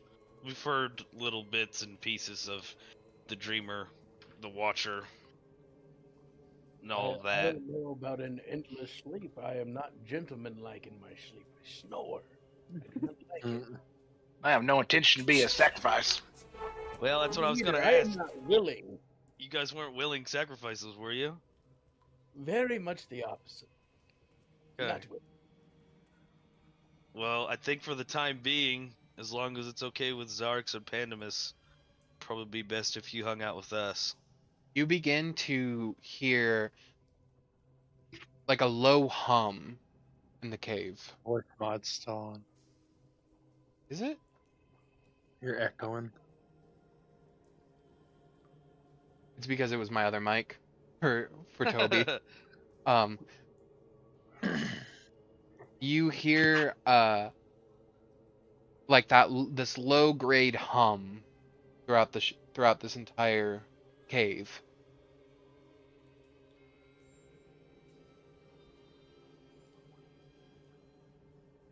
Does it- Any of y'all know what's going on with the humming? No. Creel, can you carry this fella we found in the other egg? Yeah, I could do that. I want to check my egg sac real quick and make sure that I didn't bleed anything. You see your backpack there, and you kind of like grab it and put it on. I'll shake the slime first. Yeah, you shake the slime. You all begin to hear the humming start to pick up. You begin to see cracks form in the wall. Okay, I think we better head out. I'm gonna check Creel's egg and make sure he didn't leave anything behind. You see a backpack. Okay, I'll grab his backpack and I'm gonna say, all right, let's head back out. You grab his backpack, and I'm not gonna make you roll anything. You grab his backpack, and I'm not gonna make you roll anything. But when you go to grab it, it is heavy. Oh god, yeah, I'm probably dragging it then. Yeah. As you guys make it out of this room, you begin to hear The dreamer has awoken. We are back online. Activating systems. Can we The- hurry up out of here? Oh, This is shit. freaky. the humming begins to speed up a little bit more as you begin to see more pieces along the It's a wall ship. begin to fall off. Oh fuck, I It's forgot. gonna fucking take off. I forgot it's a ship. A All ship? right. Yeah, we have got to go right now. You Check begin. my spells as we're running. I'm going You- to. How small is the small is Hugh's character? Because he's in front of me. He's medium sized, so I mean Like an elf. he's an elf. He's medium sized, normal sized elf, but he's lanky and he doesn't weigh that much. Well, I'll snatch him, and I have the dash. So Gotcha. fucking tell me where to go. You're moving too slow. Okay, we are running down. Yep. As we come out of this hallway, turn left and keep following that corridor all the way out. You all begin rushing. Yeah. Hold on, I Okay. think old Woolly Boy has a.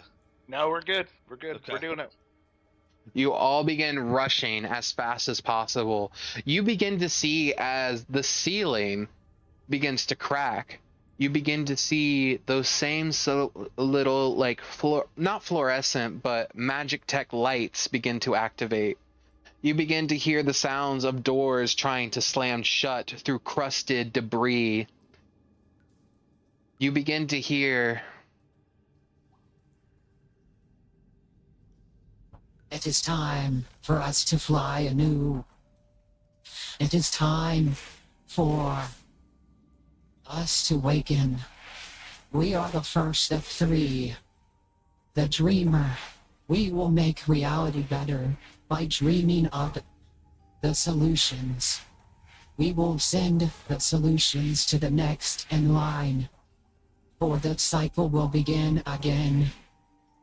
For a fragment of our divinity has been restored.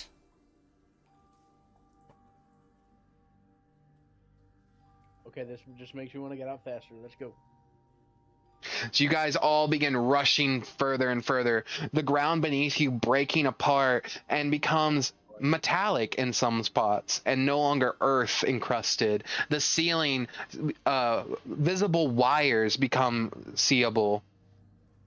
You guys, I will say, as you are running, it takes a while for it to initiate, but you guys all eventually make it to the edge of the cave.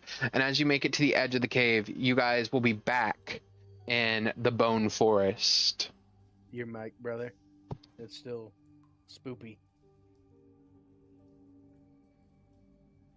There we go. It's the other mic. It wants to do the thing. There we go. Into the bone forest we go. I believe it's this one.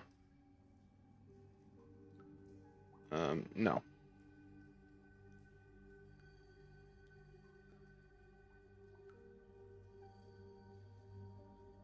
There it is. And then let me add our additional members real quick. And do.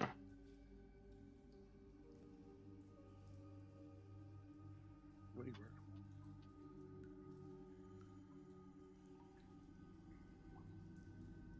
Once we get out there, I'm immediately looking for Serena. Or Selena. Yeah. Okay. Selena. Serena Williams, dude, she's busy. Yep. There it is. Okay.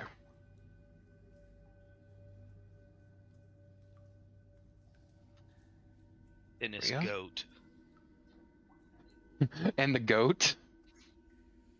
Tennis goat, dude. I Serena gotcha. Williams. I got you.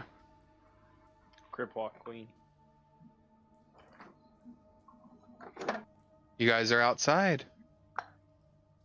You guys turn behind you and you see lights begin to flicker. You feel tremors in the earth. You see Selena look at you, or sorry, Iskara look at you. It is this car. Sorry. Selena was the other one. Iskara Yeah. look at you and she says, "Did you find everything you needed?"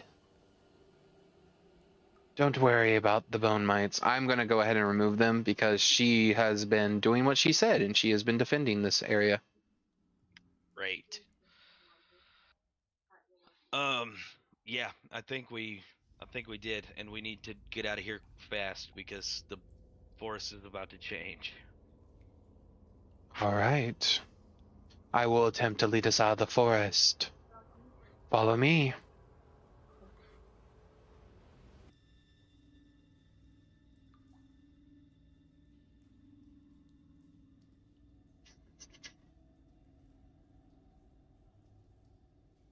So we're following this lady. As you guys come Yeah. to right here, you guys recognize that this is the area where you guys walked in first, but Selena holds up a hand and says, "The forest is putting up a lie. We cannot walk this way. It will kill us if we do. We must go this way." Insight. Roll an insight check.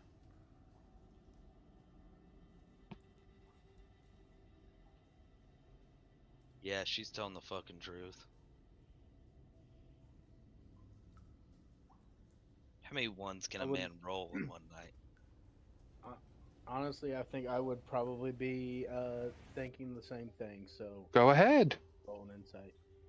I'm in a strength. Oh, god damn it, Quentin! That's what I do.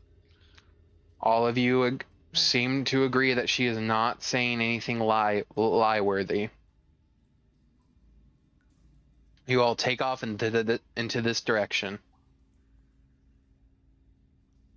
We're cooked. Yep.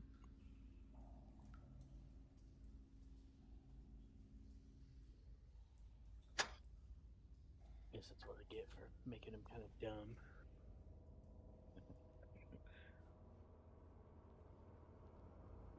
We spawn in our new players. There they are. Compatriots. Yeah, compatriots. And then I need this.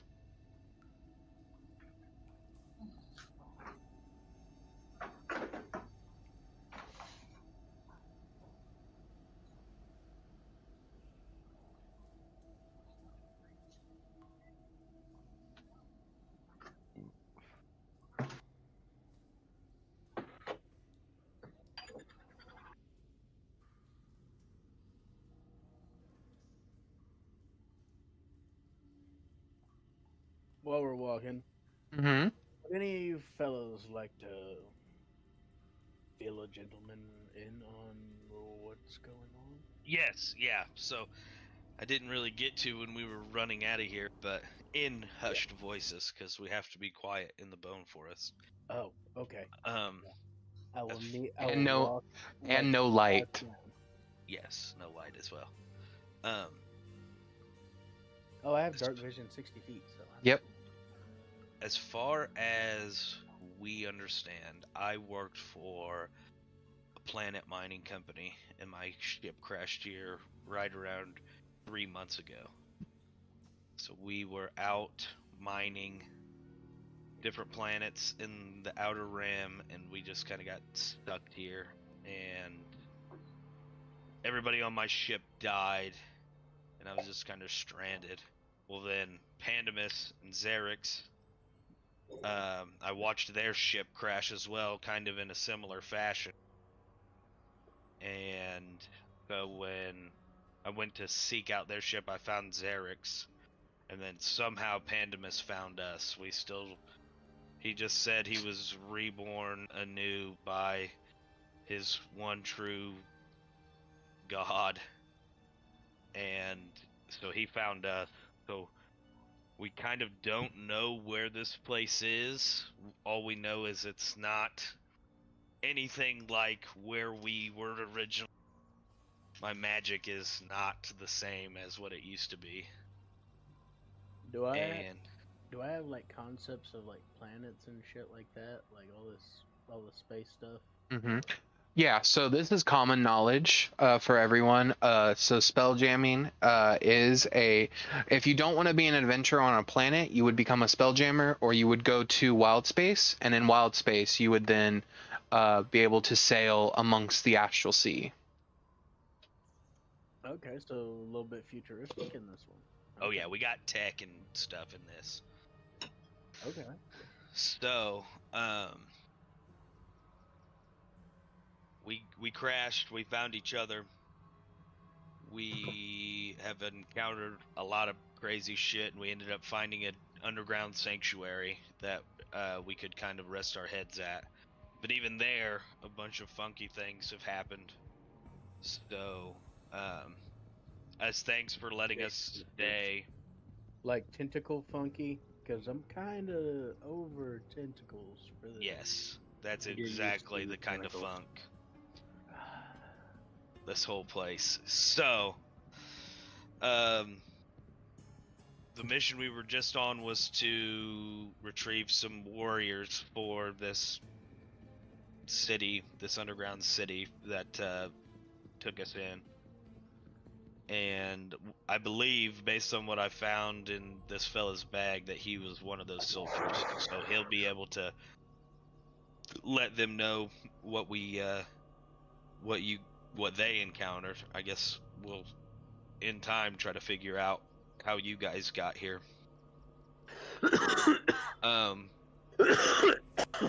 As you could tell, what we left, that horrible cave, ended up being a ship.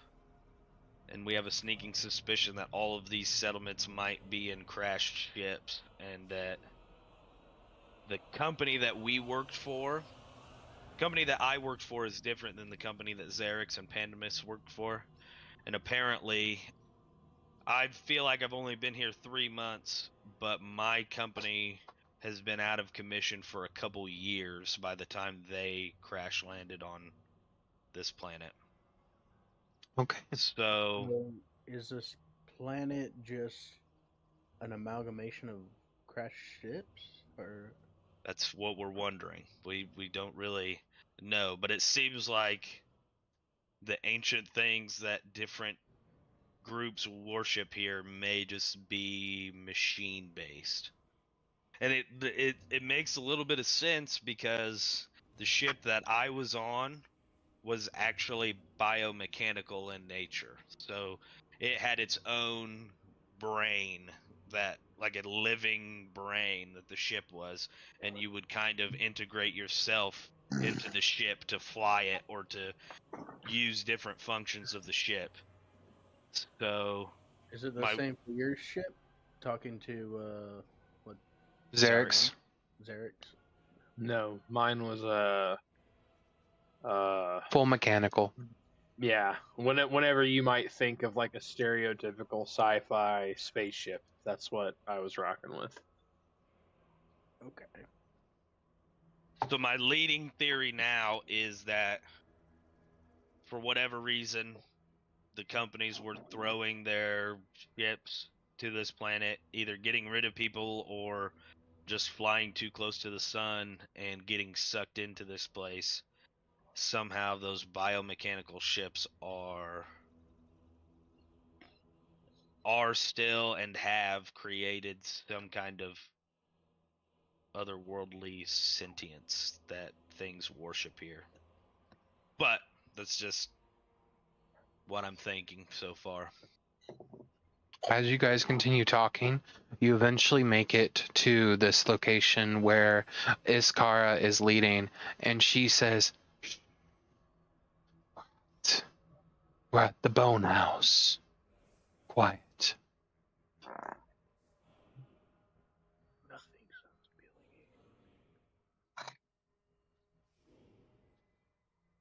We will need to buy passage from the leader here. Tavibin Doruvin. There's more people that live deep in the forest? He's not really a person. What is his currency? It changes based off person to person, but mainly he wants bone, blood, life. In some way, his currency is life essence.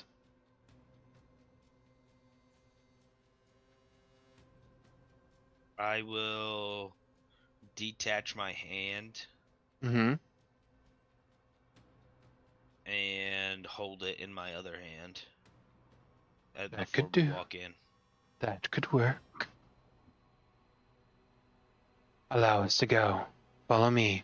Don't talk to the other people here. If they approach you, don't talk to them.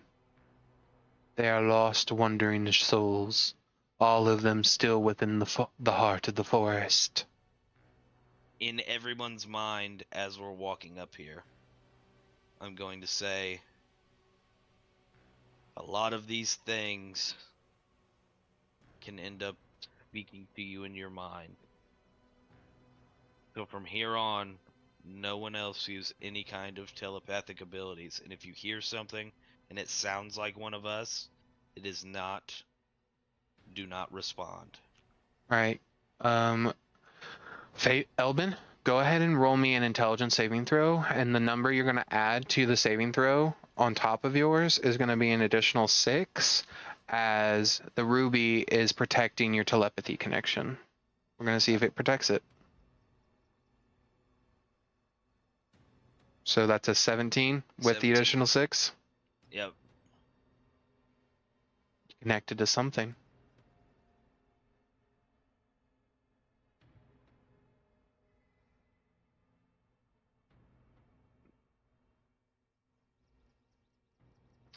Alright, let's go in. Ronald and Creel, you heard what Elben said. But Elben, you're not sure if those were the only two people you were talking to. Okay. Okay, as everyone moves, as Kara begins to move with you guys, heading up to here. You guys, as you reach right here, you see a couple of people walk over and be like, "Hello, would you like some of our wares? We sell so many things. Come take them. Take our wares. Yes, please, take them. Take them. Oh, please, we work on them daily. New visitors." Okay. Go ahead into here.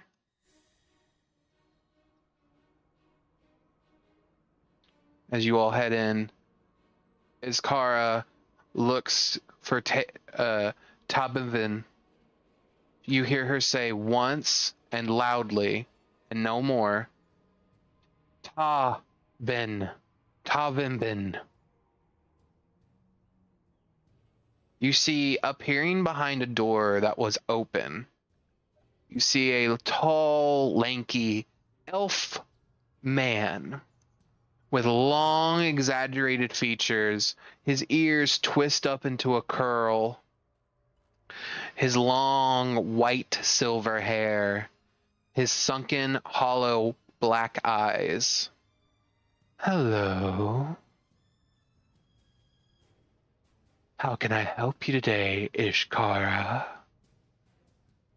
We humbly request a way out of your forest, if you would be so kindly. The forest isn't wanting all of them to leave. Are they willing to pay for it?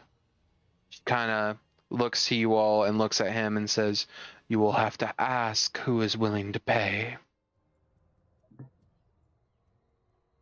He walks over to you, Xerix, first. This tall, lanky man who looks like he's hunched over, and if he was at full height, he would be looking down at you. He's probably, if he wasn't hunched over, he would be the same height as Creel. Damn. Good lord. You see his arms go down to his kneecaps, is where his hands stop. You see his fingers stretch out, and they're about twice as long as your fingers. You see him rubbing his hands together, and he says, "What are you willing to give? I love essence of life. What will you part with?"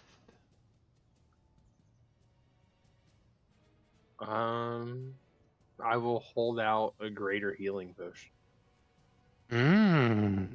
You see him take it. He uncorks it, puts it away, and he sets it on the counter. He taps you on the head. "Good one. You're free. Continue moving on." He walks over to Pandemus, and Pandemus sort of hands him a hand, and Pandemus says, "I give you the gift of life's disease." Sort of like imbues a contagion in like his hand, and Tavaven sort of holds it in his hand and says, "Ooh, the wonders I could do with this." And you see him drop it and scoop it into a glass vial and cork it. "You're free. What about you?" As he looks at you, Elben. I'll hand him my hand, The the hand of a wizard. You see him hold it up, and you can feel him holding your hand. You see him open his mouth and lick the fingers. Oh, no. Taste used. Yum, I can taste the arcanum running through your veins. Hey, calm down now, fella. You hear him take a finger, and you hear him snap it sickeningly backwards. You don't feel pain, luckily. Sure. You see him bend the finger back as far as it'll go right before it tears off. "Ah, this could be a fun toy." And he snaps it back. You hear the sound of the bone popping back into place. Wonderful. Feel free to pass. You can feel him sort of like petting your hand as he's holding it. God. His hand is ice cold, by the way. Yeah. He looks at you, Creel. "What will you give me?" Let's see what I got. Dig around my bag a little bit. Yep. Like, "Well, sir, I got nothing for you except for a strand of my silver fur."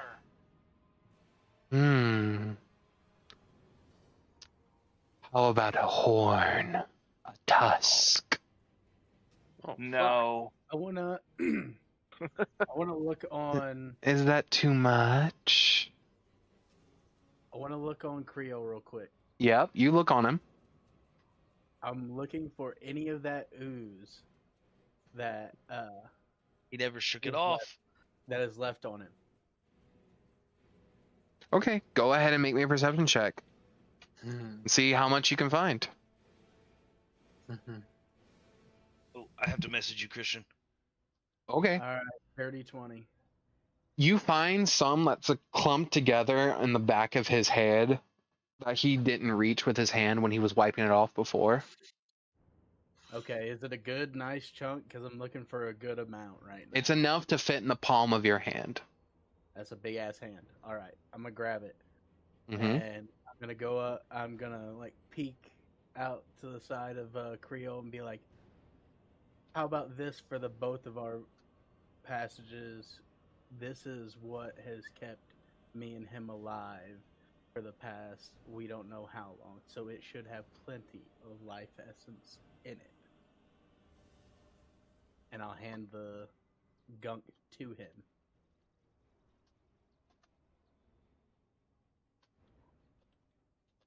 Okay.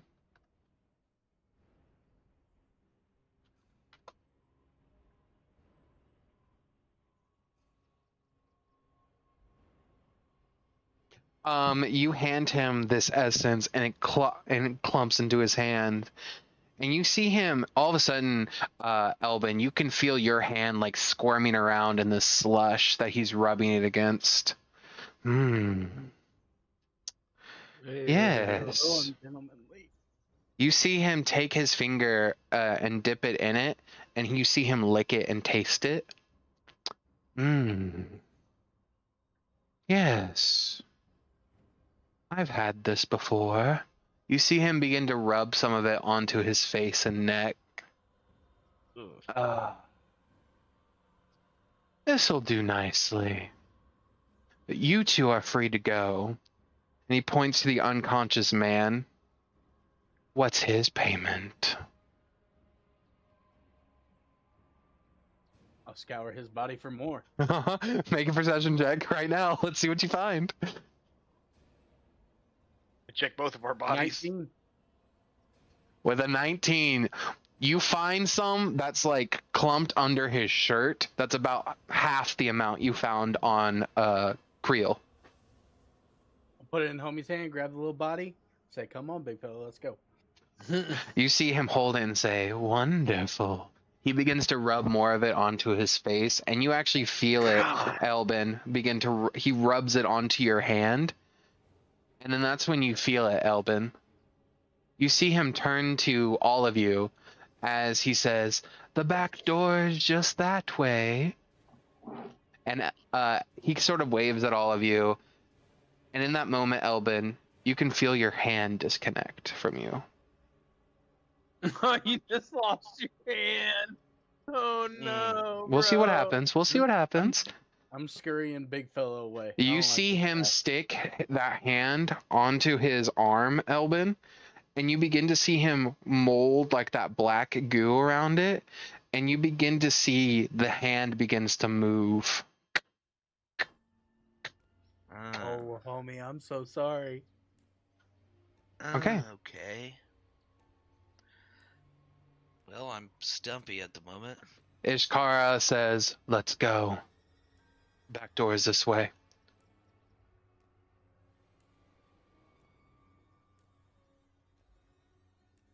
He was not a gentleman. He was freaky. Ishkara begins to run out toward the back door, and she calls for the rest of you to join her. We will follow.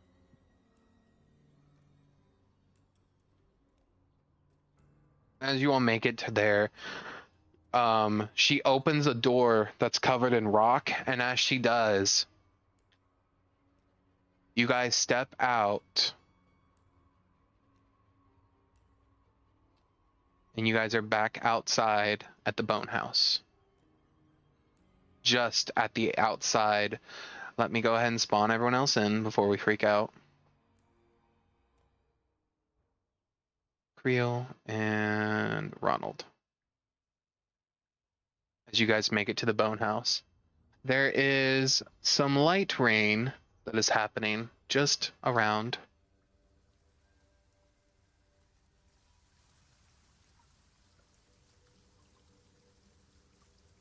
Let me spawn in the commoner real quick.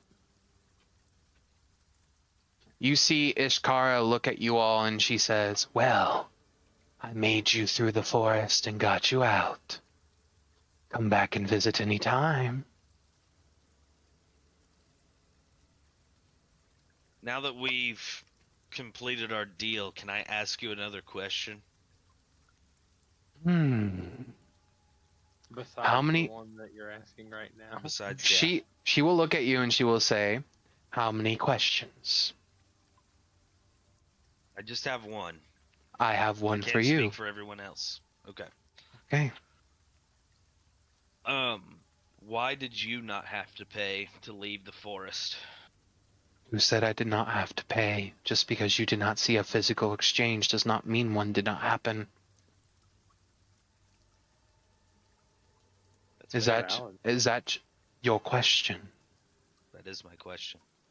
My question to you. Did you find what you needed in that cave?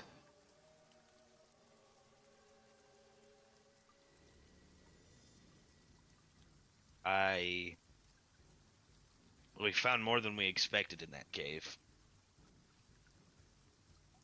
I see. She walks up to you, stands looking at you. She looks at your chest, where your ruby is, and then at you. There are more dangerous things than monsters and bone forests. The scariest thing in this realm is truthfully the things we don't have to worry about. Those are the things that when you don't pay attention, hurt you the most. Madam, can I have a question? Of course. May I ask you a question after? You sure? Wonderful. What is your question, Ronald? I'm not gonna waste that question. Exactly, I'm not gonna waste that question. How did I get here wherever here is? I can answer that with a statement. That is something you will have to ask Selena, the House Seer. I do not have the abilities as strong as she does. My abilities rely simply in the forest and getting through. But you can know my name without. Yes. That is correct, and you were not the one that told me. I know I wasn't. May I ask my question? Go ahead.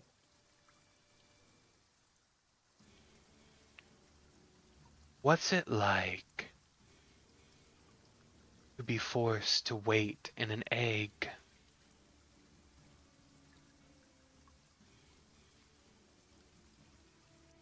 I took a nap. I've seen some interesting, heard some interesting things that people were put in before. An egg is the least of the weirdest ones. Heard of people being put in boxes before.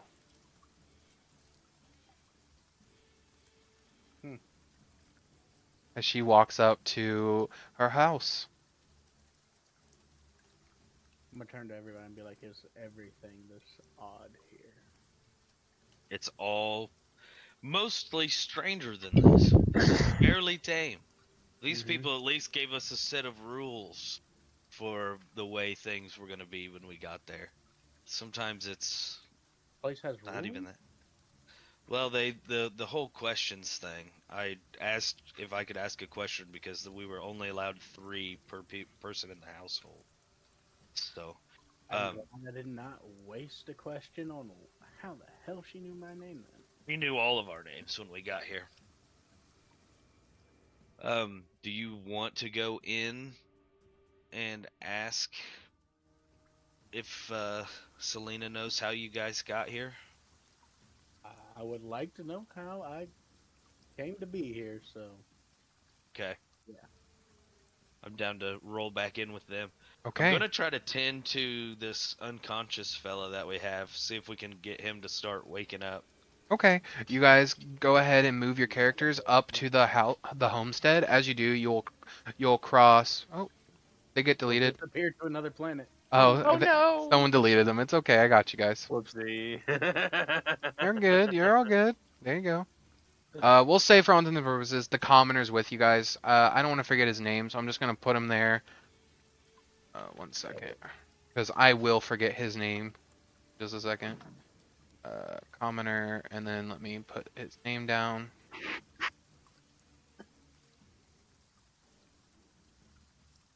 There we go. Creel, you are first up. Would you like to knock on the door? Yes. As you knock on the door, it is solid wood and has this weird growing moss on it that looks like hair. Okay. Do you use your fist or do you use another instrument? Because the last person that knocked used an instrument, like a weapon, to knock on the door. Are you using your fist? My snaz. Use your snoz, and as you use your nose, you see those little hairs, those little moldy hairs, like they all sort of point and go toward your nose and sort of like rub against it as you knock. Ew. As you knock, the door begins to get open, and you see a boy open the door. You guys that have been here before know this is Haskill. He opens the. Barracks and Mhm. be like, so anything you touch that door with gets touched by that? I knocked with my hammer. I wasn't touching the door. I don't know how long I've been in the egg, but I think it's been long. All right. As the door opens, you see Haskill opens it. As it begins to sort of like squeal against stone, he rips it open and says, "Damn door, caught on the stone again." Ah, hello, Creel and Ronald. Selena's been expecting you. Would you like to come in and get out of the rain? Oh, certainly. Wonderful. Please come into the dining room. Dinner will be served shortly. Yes, The stew. more stew, dude. Your dinner's here? Yes, we serve dinner. You are guests at our home, of course. No, I was asking the other fellows. Oh, if my the bad. dinner was- Yeah, they had food last time and it was pretty good. I didn't eat it. Nobody else would eat, but Pandemus doesn't seem to have to eat, it seems like. That boy ain't right. It's rude to not eat what you're given when you're a guest. I'm a gentleman. I will eat.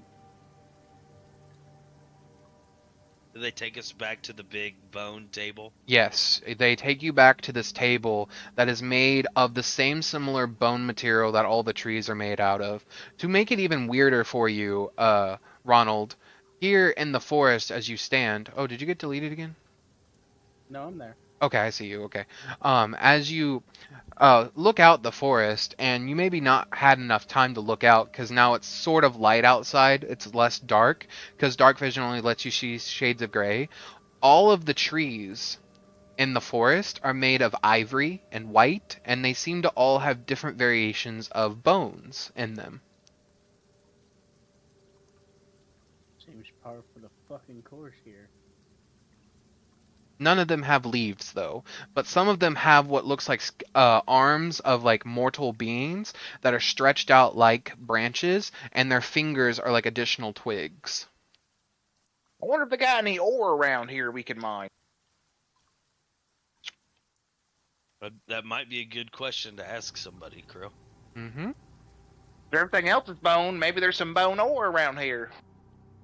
As you guys, Bone ore, huh? as you guys go to sit down at the table, the rooms are dimly lit with that same purple-like flame. Those candles that seem to have the flame lit above the wick. Everyone begins to sit around the table. Ishkara, Haskill begins to set plates out. Valen eventually comes back and sits down, and then you see Yara eventually come in. As you see Yara, Ronald, you feel almost a primal essence from Yara that matches your own. And you look at her and you see her teeth are full of fangs. Her hands are claws that look like razor sharp beasts. Her body looks like a young woman, like a young human woman though, as she just sort of sits there waiting for her food. Her claws gently scraping against the table.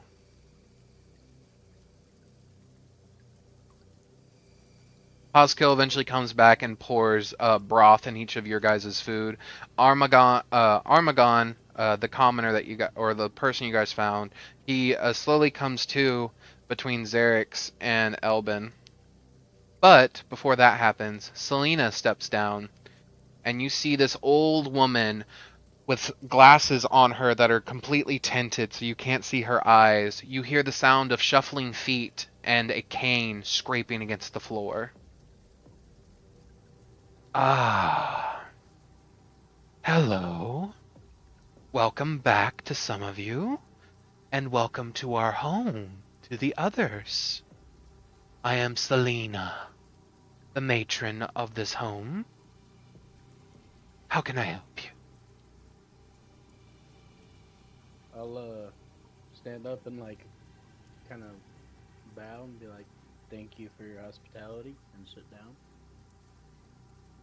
Mm-hmm.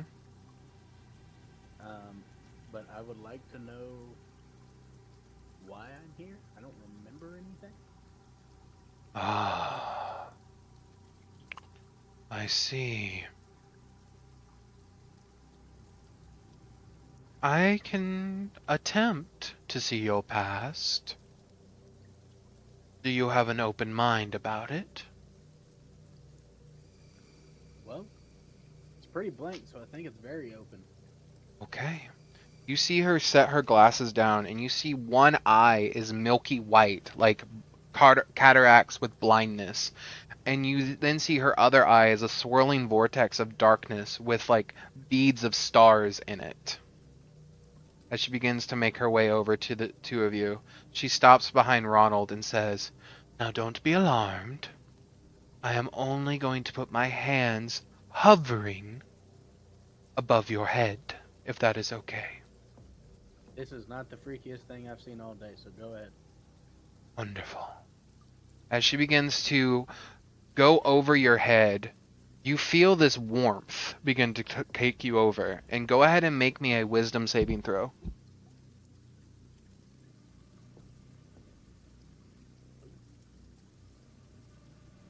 Okay. 13. Face down on the floor.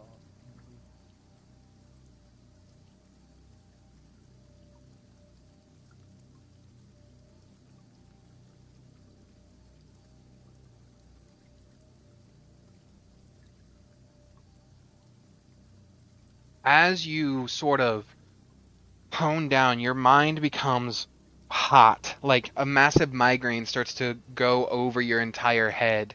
You begin to feel dizzy, and then it happens. Your eyes gloss over. You all watch this, but Ronald, you are taken elsewhere.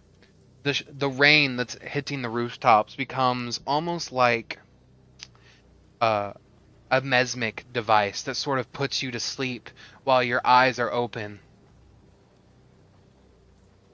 You look around, and as you grip your head, something is pulling you. Something is pulling you into an abyss. Jagged memories, lost fear. Your mind rakes its claws through your flesh until you wake up.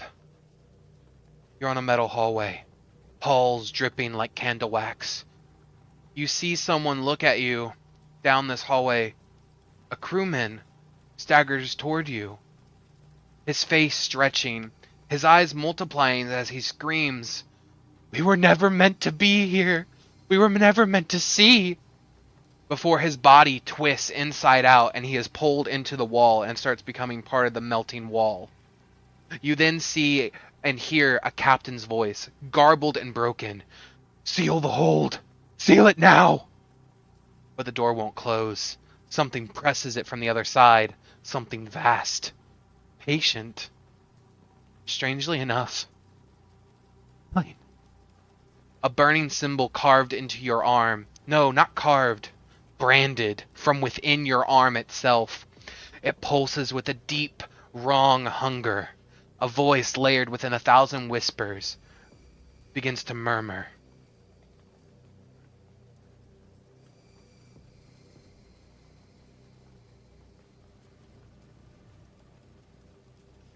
You hear it begin to say to you,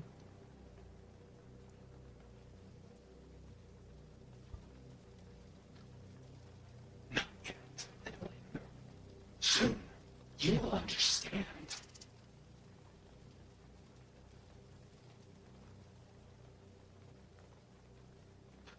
a frozen moment in time. The ship isn't breaking. You look around and you see space leaking in, ocean water filling on one side, and on the other side, you see stars, you see space. You don't know how you got here. One second you were on the ocean, and the next you were in the astral sea. Everyone is dying, suffocating around you. There's no air, there's no oxygen. You're all dying. All of you are dying. A frozen moment in time. Something is being rewritten. Flicker. Turn into watching eyes, and air laughs at you. In your mind, while you're holding your breath, not able to breathe, there's one thought in your head, one singular thought that could stop this. The cargo hold. A sealed container. You need to get to it. You need to get to it now. In this moment, Roland, you have access to move around. Or Ronald. In this moment, you have access to move around. Do you move to the cargo hold? Sure. As you begin to move toward the cargo hold, slowly, with each step, it's almost as if like the floor seeps in around you as you keep moving through tar. You eventually make it. You're sweating. You haven't breathed since you started this vision. You see your own distorted reflection on this pristine metal slab in front of you. This entire room is made of the same metal material, and none of it is melting. You look in the center and you see a floating, like, purple and black and silver fragment in the air that begins to crack. And you see it split open into 1,000 pieces. And as it does that, you see a gate appear, a massive vortex appear in front of you. And you see its light get bigger and bigger as it begins to pull everything in. The metal box it was inside begins to pull against the edges. And then you're back. You are back at the table. As Selena removes her hand from your head and she says, "Was that what you wanted, dear?" It's a start. Would you like bread? Of course. What's stew without some bread? Selena walks over to you, Creel, and she says, "Were you wanting the same process?"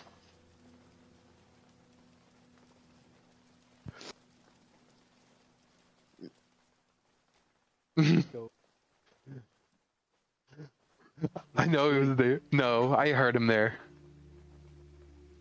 Oh, yeah. I think Creel is just sort of like reeling with this.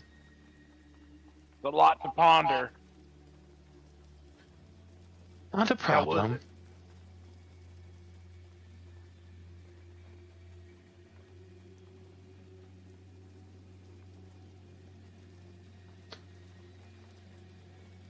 Creel asked Ronald, Ronald, how was it?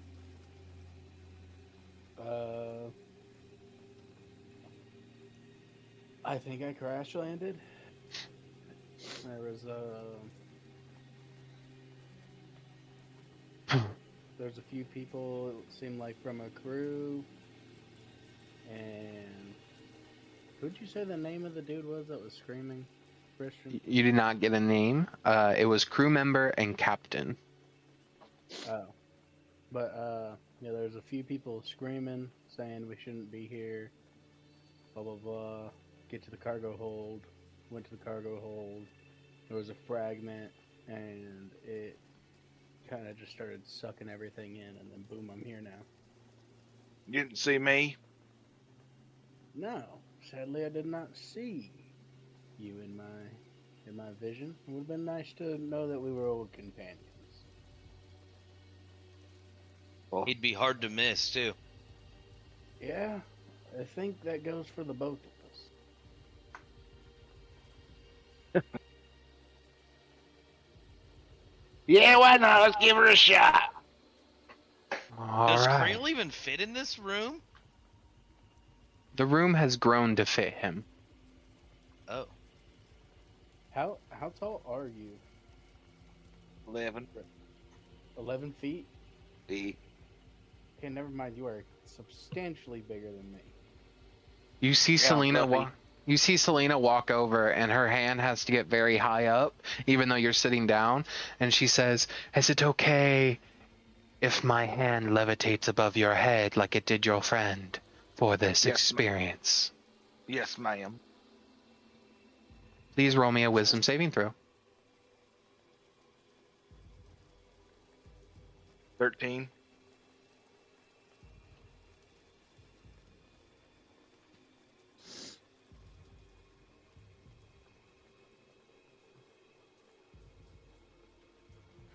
Okay.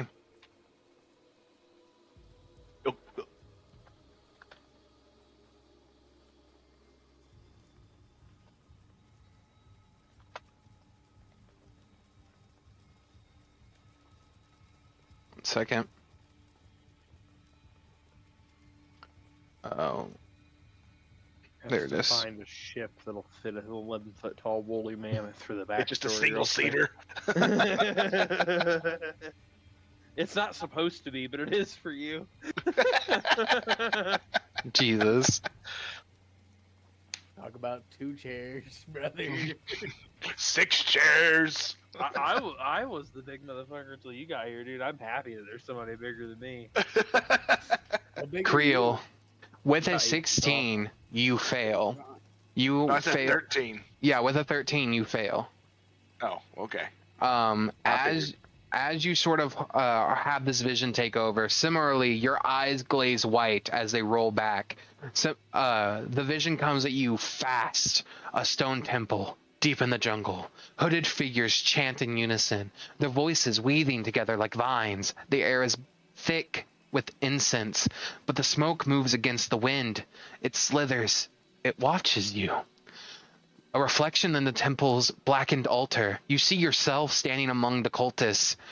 Your voice being pulled out of you forcefully. You're chanting with them. You don't want to, but you have to. The words spill from your mouth, alien and hungry, a language you don't understand, twisting in ways that should not be possible. A sigil burns into your mind like a brand. A great eye, not open, but blinking, shifting between wakefulness and slumber. It pulses with every heartbeat, whispering in languages you do not understand, but somehow you remember these languages. A sacrifice upon the altar, a man, no, a comrade. His face is wrong, blurred, failing this memory. You know that you were close. A hand grips your morning star. It's already wet with blood covering you. Creel, the cultists cheer as you realize it's wet with his blood. You've already killed him. You're looking at this. Above him, you begin to see them stab into him, these glass fragments of purple and black as they continue chanting. As they begin to pulse with his blood into the crystals, you begin to see them glow violently, and all the cultists begin to laugh and cheer. The wall around you begins to crumble and begin to fracture. Part of you wants to move, but you can't. You're glued to the ground, glued to everything. You can't move. You can't even breathe without it feeling like the entirety of air itself is being ripped through your chest. A rift, jagged and bleeding light that shouldn't exist. You're pulled in. You're falling, not through space, but through concepts. Cultists do not scream. As you look around, you see them unmade. Their essences being pulled in to keep the rift open that you're standing in front of. You're being pulled into. The effects of the spell that was holding you, forcing you to chant, wear off, but not before you are fully pulled in, and the crystal carves against parts of your body. A name. A single name is whispered on the verge of sleep. you do hear this.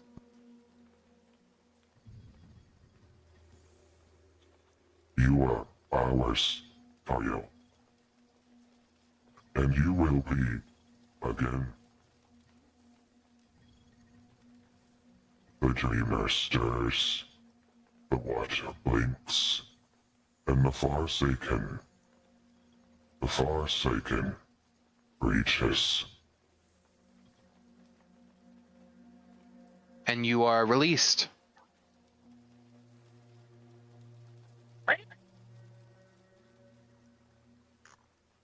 I like to think that he got so scared that his voice literally collapsed in that moment. When At he this wakes up, he just sees Elben fucking mowing down on broth, dude. Yeah, it is a very hearty bone broth that is then put in front of each of you with a slice of bread this time. Oh shit! Mm-hmm. I'm taking Pandemus's bread. Yeah, Pandemus does not eat at all. Xerix, do you eat? Nope. Okay. Do you take Okay, Xerix food? If Pandemus isn't eating, then I might just. You just kind of look at Pandemus as like you scoot his broth, and Pandemus is like, "It's okay. I don't really need food now. I can't actually taste it anymore. The blisters on my tongue kind of make it go away."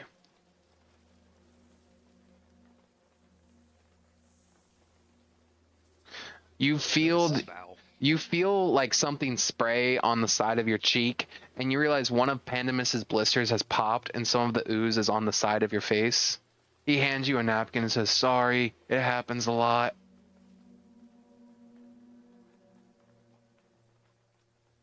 If you want to keep your gentlemanly looks, you'll probably need to stay away from Pandemus. He hands you like he hands you a stack of cloth to wipe it away with. Yeah, I'll just do that because I was gonna put my bedroll on top of him, but I want to keep my bedroll nice. Did you say that Armagon was starting to kind of wake up? I know I don't know Yes. his name, but Yes, he was starting to wake up, and he looks around the table and goes like, "Oh, how did I get here? Oh, is this bone broth?" He picks up and starts drinking some of it. I'll look at him and say, "Hello." He can have mine. if this dude faints again, I'm gonna kill him. Kind of what I'm testing. He does not faint. He kind of looks around and he says, I don't know what went on, but I feel wild. Was I in a hole? Yeah. Or like an... Okay. I thought I was. It was very dark there and wet. Oh no! You see him immediately you gotta look watch out for those dark, wet holes, buddy. You see him immediately ruined many good men. That might be where the bone ore is. You see him immediately look around for his bag. He's like, "Oh no! Where's my bag? Where's my bag?" Oh, I'll give him his bag. He immediately goes through it. Immediately starts pulling out some of the feed. Oh no! Oh no! Oh no! And then I'll get in my pouch and get his feed pouch out and make sure his on-keg is still in there. Oh, thank God. Oh. Her name's Arabella. Arabella? Yeah. Yay. Well, you might want to talk to her, because I did not talk to her the entire trip out. It's okay. It looks like she's still sleeping. Here, I'll just spritz her a little bit.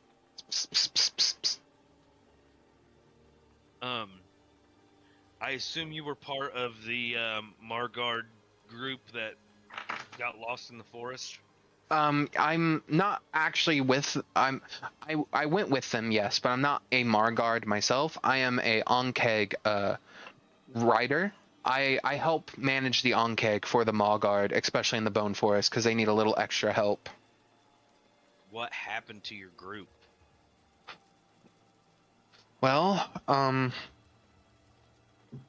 we came in, we weren't supposed to be going to the forest. We were just supposed to be near the forest. We weren't actually stepping foot in the forest, which is why we didn't come here to the bone house. We made it to the cave, but it was like we took another step toward the cave, and right before we entered it, we all got separated and the forest was upon us. All of us were displaced within the forest.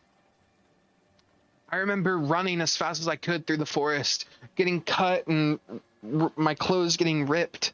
Remember finding a cave, and I ducked inside, and I started hearing voices, and I thought maybe the voices were of my friends. And that's the last thing I remember before waking up and being held by him. And he points at Ronald. You're welcome. My name's Armgon. Well, Armgon. Oh, I see you have an Armgon. I do. Kill him. I do have. The gentleman says we should kill him. I do have an Armgon. Do you need bandages? No, I'm fine. So you see Pandemus unrolling some of his bandages and puts them away. I'm gonna ask Ronald. Would you be willing to use one of your questions to ask her if any of the Onkeg warriors are still in the forest, or if they've all been taken?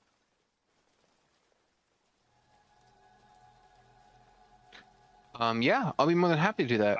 I guess I'll ask Ronald or Creel. Oh, I guess I could ask Armgon to use his questions. Didn't think about that. There you go. That's 3 free questions, basically, dude. Fuck this guy. Yep.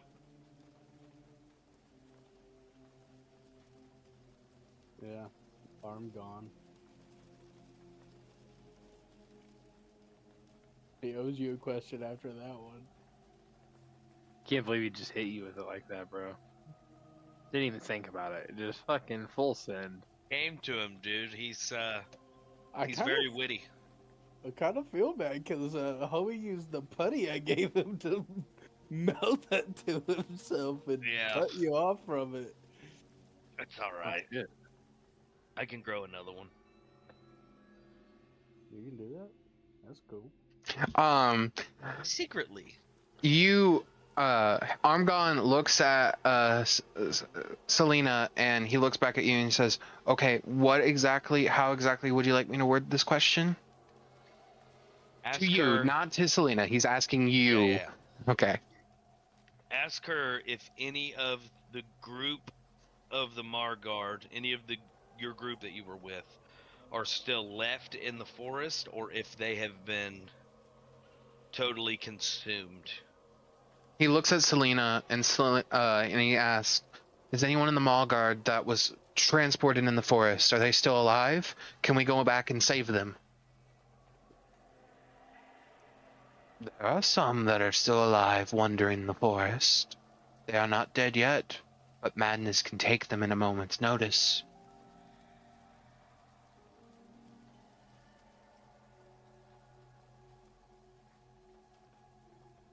I mean, Armgon knows how dangerous the forest is, right?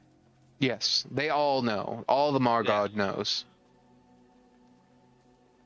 I mean, how many people do you lose to the forest on a regular basis, Armgon? The last time we went into the forest, we lost an entire pavilion. Well, then I'd say we got you and your Onkeg back. Mm-hmm. I mean, I don't know if it's worth risking going back in. Yeah.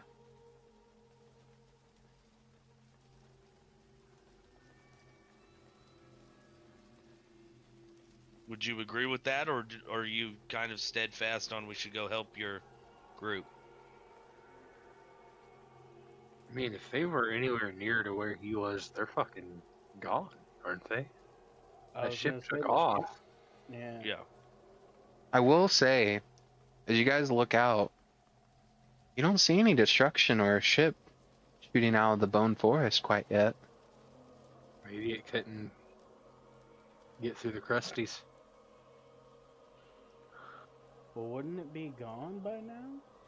You would have felt it left. It definitely would have impacted because it was buried deep in the earth. Hmm.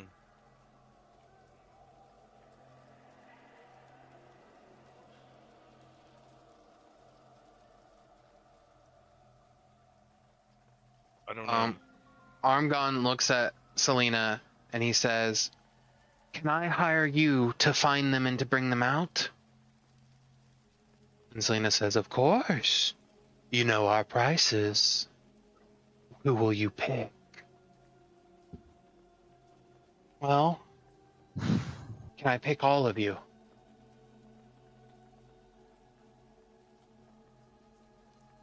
"All of us?" "Yes, you can if you can afford it." "Okay." And you see him beginning to get things ready. He's beginning to pay all of their fees. I mean, that's gonna be like him, Yeah, isn't it? that's him. He's willing to do it. He's sacrificing his entire self. He walks over to Yara, or to Valen and Yara, and he says, "Okay, take as much of me as you need." You see Valen and Yara both pull. You see Yara pulls out her fang and cuts down his arm a little bit to begin to let him bleed. And you see Valen does the same thing, and they begin to collect his blood in vials as he sort of sits there, letting it happen. You see Selena and Ishkara walk over, and they both hold a hand over his head, and you begin to see like these like purpley white wisps begin to flow out of his ears and his mouth and his nose as they pull it toward them, and you see them sort of breathe it in and take it in, and then they go back to sit down, and then Armagon is sort of left in a corner. He is unconscious again, and they wrap bandages around his arms as they both pulled out at least 4 additional vials of his blood. "His payment has been secure. We will go in the forest first thing, and we will find these so-called Malgard." Is he going to survive that? You are out of questions. Damn. Unless someone else would like to ask for you. Creel and Ronald are allowed 3 questions. I believe Ronald has used 1. I wouldn't ask them to use any other questions for That's completely fine. my sake.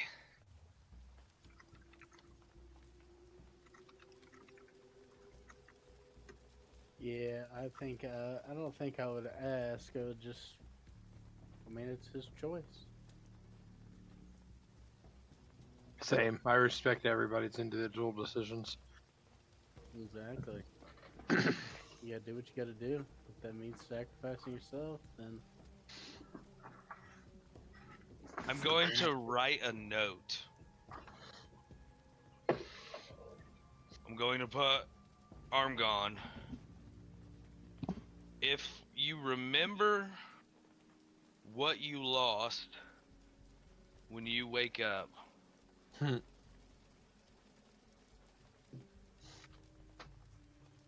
it will be safe with me in Sanctuary. And I will scoop up his onceg in the feed bag again and put her back in with my egg. Because he said he's unconscious again, correct? Yes, he is unconscious again. Okay. I don't know how much of his memories they took, you know? Mm-hmm. Okay. From here, where would you guys like to go? I'm sure Creel and Ronald probably need a good rest and to kind of get their heads back on straight. So I say we head back to Sanctuary. Okay. Please watch the rain. I fear a storm is brewing. There's something in the air tonight, says Selena.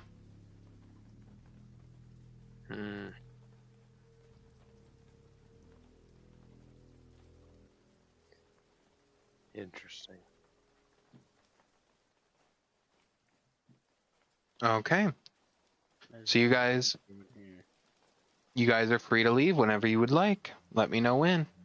Yep, as long as everybody else is done eating and everything, I'm down to head back. Yep.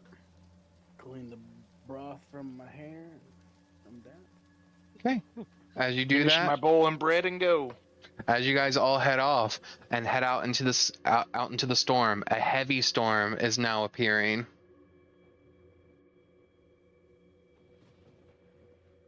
I gotta ask Cole, how'd you eat the broth? How do you think? Drunk? No, I was in a proper establishment. I could not. What a gentleman. I tried to be. The woolly gentleman. We'll make a new League of Extraordinary Gentlemen.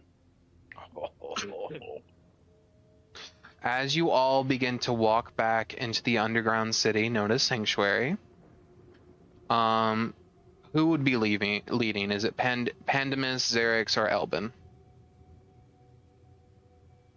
Oh, not I. Okay. Probably me, since Pandemus isn't physically here. All right. As the storm rages longer and harder, you guys get into Sanctuary, and it is quiet. Oh, fuck. Like, eerily quiet, huh? Like, there's no one. You hear outside the heavy storm appearing and smacking through this cliffside that Sanctuary is built out of. Well, gentlemen, something feels a little wrong. Be on your guard. Hand I guess. on the dagger. We'll just continue in, but I am gonna draw my maul. You draw your maul. And Are you so I looking? can- Are you just looking around, or just anywhere in particular?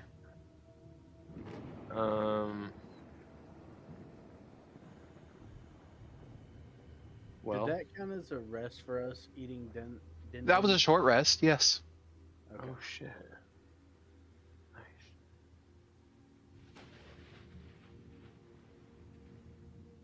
Hold on.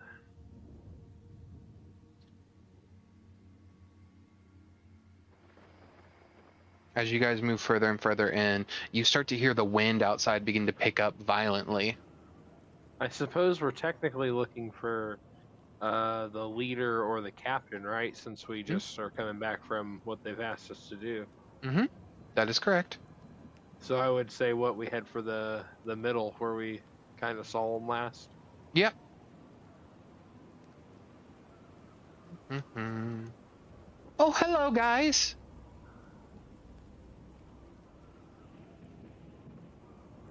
Where's everyone else? I believe downstairs. Downstairs. Yes. Mine? Yes. Why? Oh, they needed more. They needed more eggs. Hold on. They just started walking Well, away? Yeah. When they go to walk away, I'm going to tell them to stop and see if they do. He stops and turns to look at you all. How do they look? How do who look?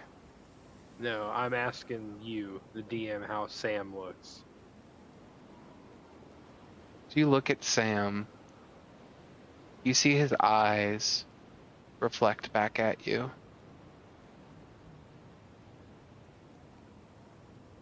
Is there a problem? His eyes reflect back at me, huh? Almost like a mirror in his eyes.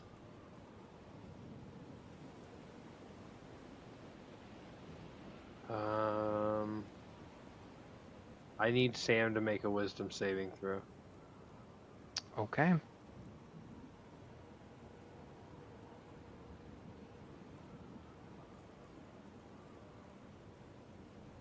$17. Meets beats. Am I doing something wrong? He does take 10 psychic damage, so if he's just a commoner, we're about to find out. Or it's 10, he takes half, sorry, because he passed. Okay, half. You see him blood dripping from his ears and his nose, and he said, "Why would you? Why are you doing this?" You begin to see above him. You see the crystals above him begin to glow violently. The psi crystals along the hallway all begin to glow around you guys, casting bright light all above you. And you see Sam look at you, and you see him say, "You should have made it easy."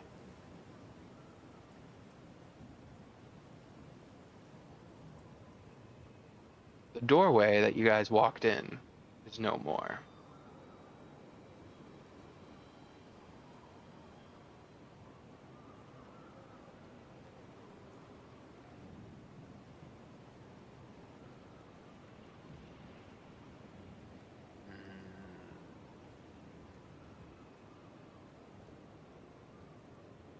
Big fella, can you see invisibility again?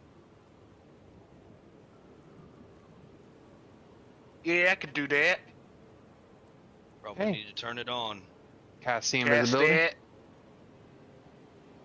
Creel, as soon as you cast the invisibility, I need you to make an intelligence saving throw. That's 4. Creel, you take 24 points of psychic damage, and you are stunned. Fuck. You see Creel cast the invisibility, and the moment his eyes look, you see them get very wide, and you begin to see drool come out of the corner of his mouth as his ears sort of bleed a little bit, and he is momentarily unable to speak or say anything. Well, with that, I will hop in front of him, Hmm.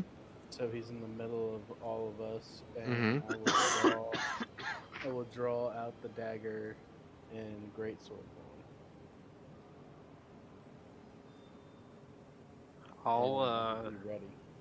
I'll throw down a detect magic and see what happens. You throw out detect magic. I need you to make an intelligence saving throw.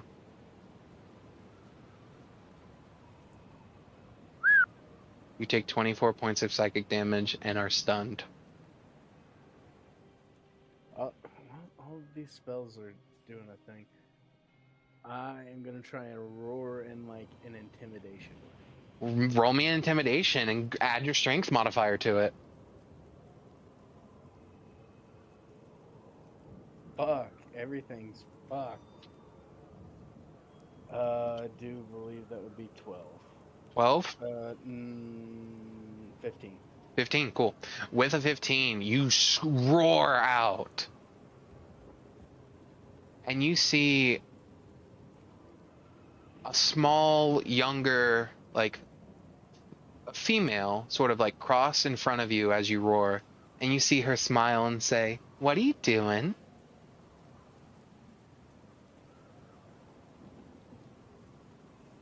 Creepy?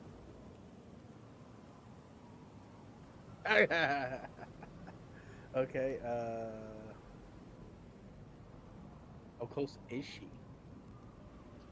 She is currently 10 feet from you.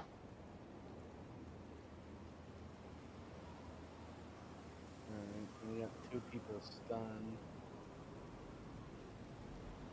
I'll ask her if she knows what's going on. Of course. The dreamer has woken. Oh, it's this shit again. I'm gonna kick this bitch in the chest. We follow the dreamer. We will ascend to a new reality. You will be our fuel. Not again. I want to kick her in the chest. I want her away. Okay, you rush at her and you kick her. Make me an unarmed strike. How far away from are Mm-hmm. we away from what was the shop? Taking Taking tax from where you guys are Alright, taking tack right here? is 93 feet from where you are. Not necessarily tick or tack, but Oops, my bad. Yeah, an 18 hits. I just want her away. You roll me a athletics check, and I'll have her roll a strength or dex check.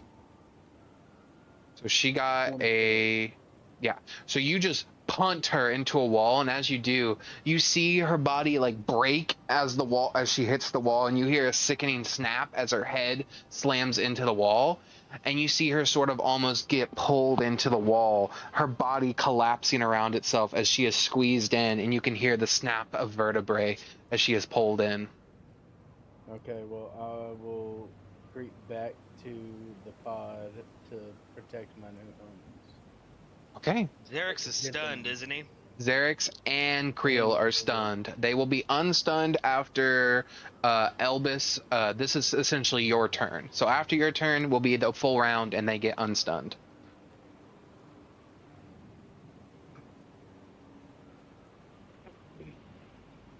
Well, something that Xerix and I forgot to mention, because why would we have thought about it, is that Sanctuary is also a ship. Well, I mean, I kind of figured the way you explained it, everything was Mhm. sure.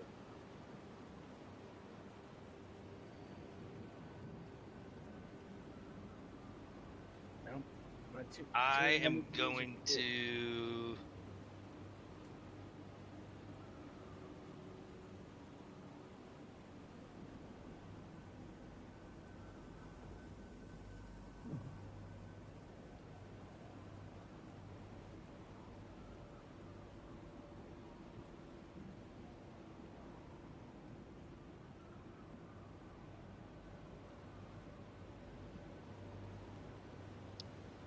I'm gonna ask the Ruby. Mm-hmm. While we were up there searching around and we found all of the ship parts, you said that you feel like the ship is pointing straight down and we're more towards the back of the ship, correct? That's correct. So the deeper we go, the closer to the control room we would get. Correct.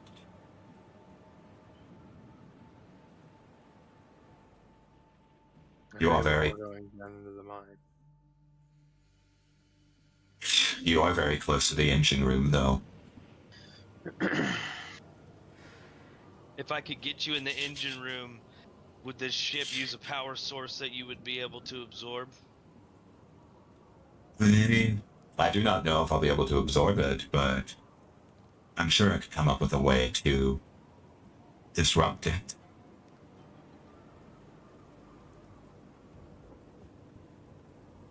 Okay. I'm gonna use my turn to try to shake them both out of their stun, and then we're gonna start rolling towards the engine room. Okay. You use what you have. You begin to shake them, and as you shake them awake, Xerix and Creel, you both are awoken to getting shook awake. Xerix, I think we have to find the engine room. Oh Lord, what did I see? You saw for just an instant with see invisibility. You saw a creature that looked humanoid, but you saw multiples of them. No, it wasn't Like just one just- creature. It was the entire wall, the floor, the ceiling was all one invisible creature. I will describe that to the party and let them digest that. Fuck. I think we're pretty much just. We're gonna have to find the engine room and keep them from being able to start the ship. With your detect magic, Xerix, you saw, before you were hit, every single crack along the wall, the floor, the psychic stones, as well as, the psychic crystals and the ceiling were all aglow, and all of them radiated different schools of magic. And the only time you had seen that was in a sealed container on the outside. Oh shit. I will also share that. Well, lead the way, I guess, Selvin. It's our only plan of action for now. Okay. Mr. Ruby, Yes. this way to the engine room.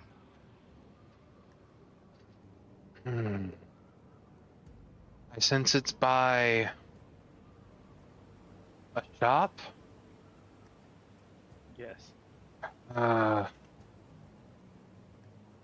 It's run by a robot. Yep. Okay. To tick and tack knickknacks. Which was here? Oh, wrong tool. Was that the one? Yeah. You see, as you guys cross the corner, you see the little auto gnome with the little like T name card. I knew my boy would be here, bro. I could feel it. I was concerned it was going to be somebody else. Yeah.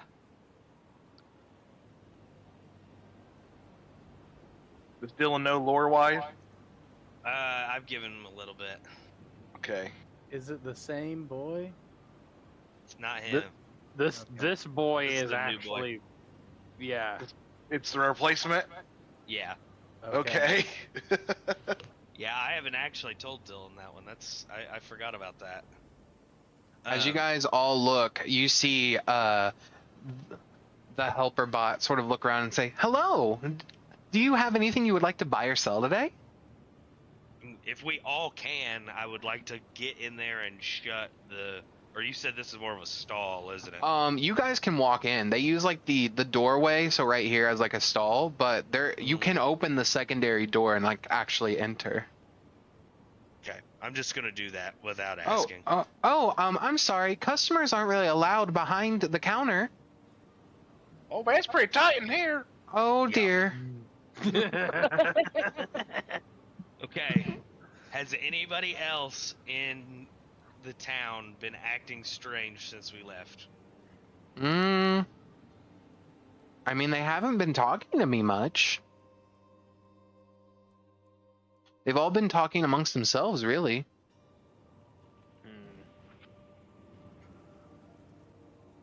Are there psi crystals above us currently?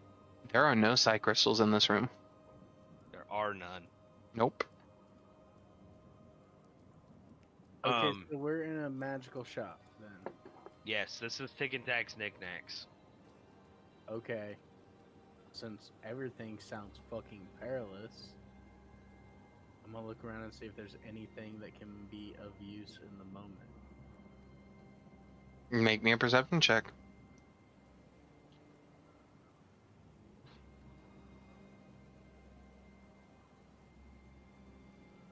That's a fucking fail. That's a The natural first thing you see is a potion of healing. one. Oh, son of a bitch. You wouldn't have happened to got any shipments in of new things since the last time we were here, did you? He pulls out a box and like sort of like maneuvers it and opens it. I got some potions. How much for all of your potions? I mean, that would probably cost about 10,000 gold.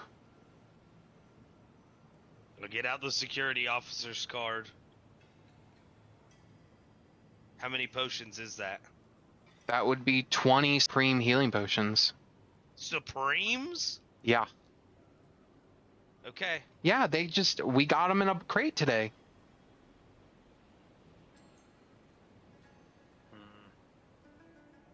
All right. I'm giving 5 potions to each of you. Xerix, Ronald, Creel. Pandemus is I'll add got 'em to- more than enough juice. Yeah.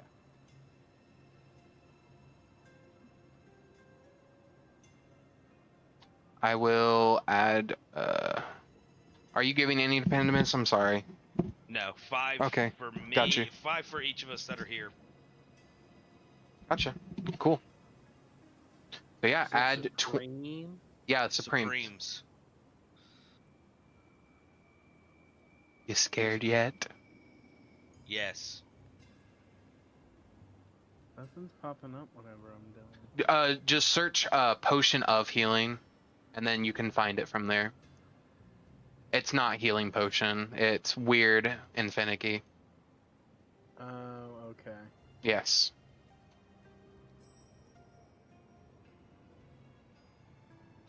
You see the robot scan your card and says, "Thanks for doing business." Okay. Thanks for doing business. Thanks for doing business, Captain. That was the security officer's card. Oh, yeah, it was. I'm sorry. I don't know why I said that. Captain. Oh, okay. Well, does somebody come and maintenance you for tick and tack? Do you go and check back in somewhere, or are you just like a permanent fixture in this place? Permanent. I got sort of like put here and haven't really gotten a way out yet. I'm sure at some point, whoever lost me will come for me, but until then, I'm here.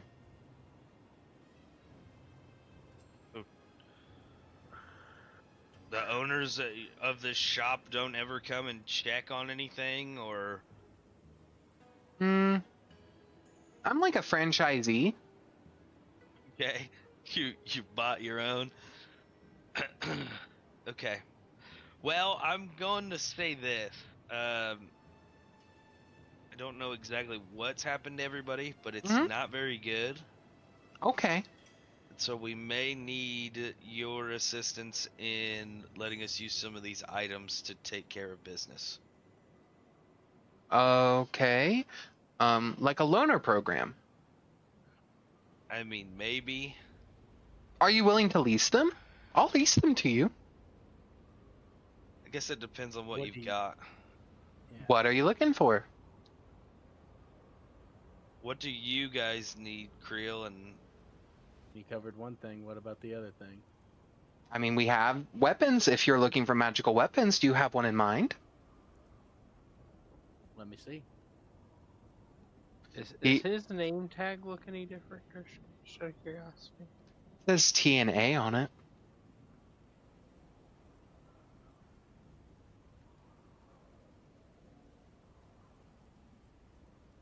Okay. All right, let me go.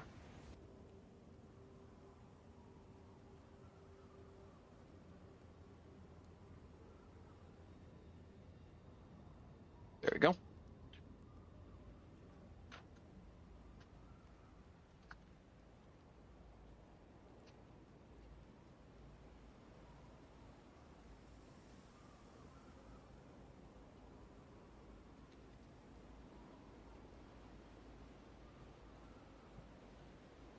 As for weapons, we currently have an assorted list of enchanted armaments. Not that one. Maybe this one. Yes, maybe not. We have the Reaper's Fang, the Brimstone Cleaver, the Blood-Tide Axe. What's the Reaper's Fang? The Reaper's Fang is a great axe with fused teeth made from some unknown beast. When raging, you deal an extra 1d4 necrotic damage as the axe hungers for battle. Occasionally, some people have reported that the blade occasionally growls with its breath.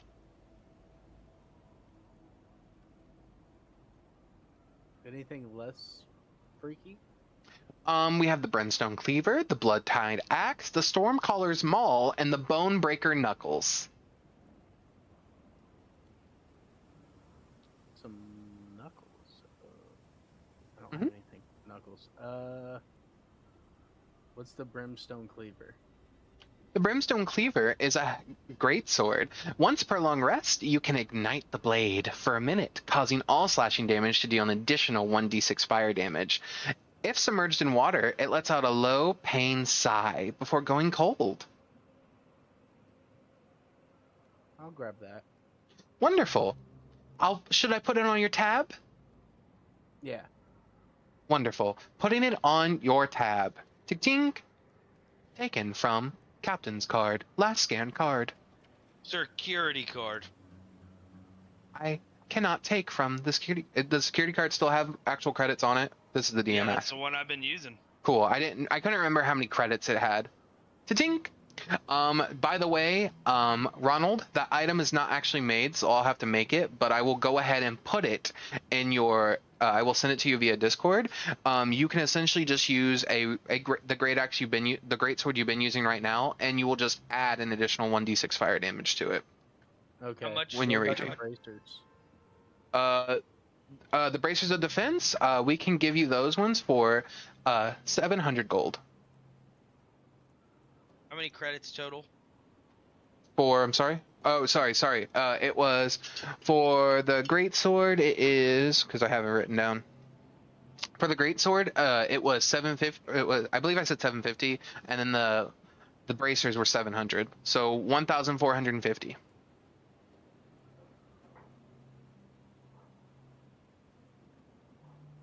I believe I might be able to on Ronald. Go here. Well, and if anything, I can give. No, let's not do that. That can be useful shit.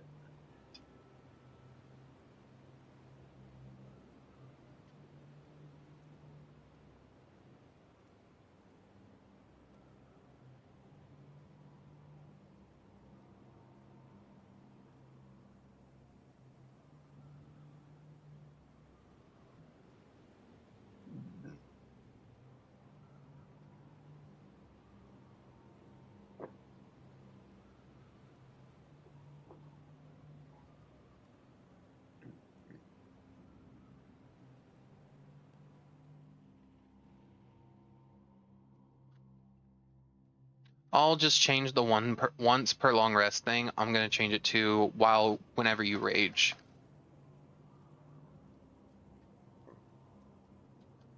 There we go. If you reset your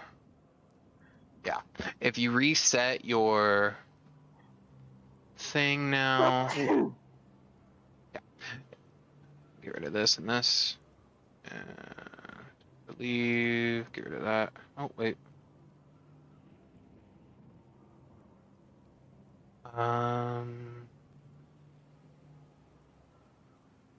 Second.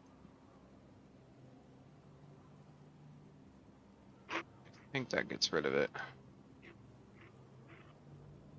0.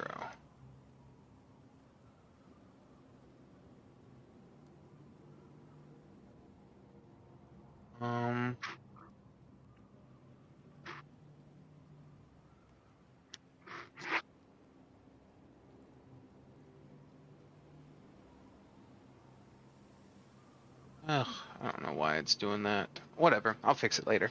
Anyway, is there anything else I can help you find? Are you looking at anything for your Woolly Loxodon friend?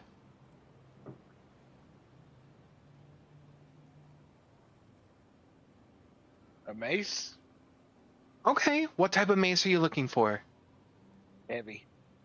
Understood. Or Morningstar. We'll do Morningstar. Whatever. A Morning Either Star. way. Okay.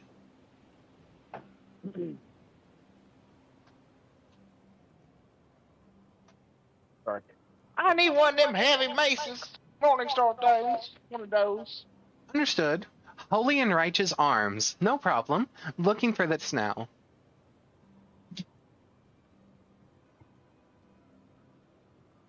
Well, then maybe we should also ask for something. He seems to be a little more updated than last time we Yeah, were here. he must have got a shipment in. I mean, even his mannerisms and stuff seem a little more put together. Yeah, I mean, you did mend him. I mean, I'm it gonna might give him. just be taking effect now or something. I'm gonna give him another one. Don't you worry, dude. Okay. Getting more of a discount. Out of character, this dude is one of my characters. This shopkeeper. Oh, This wait. auto gnome. You got somebody that's part of Tick and Tax Knickknacks now? Apparently, that was news to me. We found this out recently. He was new here. Yeah. Okay. Okay. As for Morning Stars, we do have a couple, if you were interested. We have the Dawn Piercer. It deals an additional 1d4 radiant damage on hit. Once per long rest, you can also cast the Daylight spell. The weapon hums softly when held under open sky. It's the red thing. Sorry. You got anything else there, sir, that's heavy? We have shields. They're quite heavy. Ooh. That was great. Yeah, I'll take that last Morningstar, and then I'll see what kind of shields you got. All right, sir. Wonderful. Let me send this on your way. This will cost you 1,200 gold.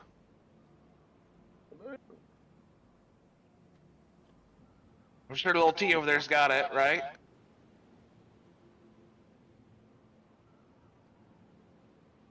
I'll take that as a yeah. All right. What was it? Nope, that's Are you exactly what paying we for wanted. everybody on the stolen credit card? Yeah, throw it on the card. It's not stolen, it's borrowed. As for shields, we have the Stormguard shield. You gain resistance to lightning damage while you wield the shield, and when you succeed on a saving throw against a spell or ability that deals lightning or thunder damage, the shield emits a shockwave, forcing all creatures within 5 feet of you to make a strength save or be pushed 10 feet away.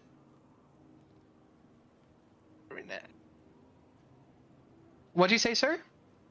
Oh, very nice. Wonderful. We also have the Shield of the Valiant. When an ally within 10 feet is hit by an attack, you can use your reaction to impose disadvantage on that attack roll. Also, once per long rest, when an ally within 10 feet of you is reduced to 0 HP, you can transfer half the incoming damage to yourself instead. Ooh. Wow. The shield grows slightly heavier in moments of doubt.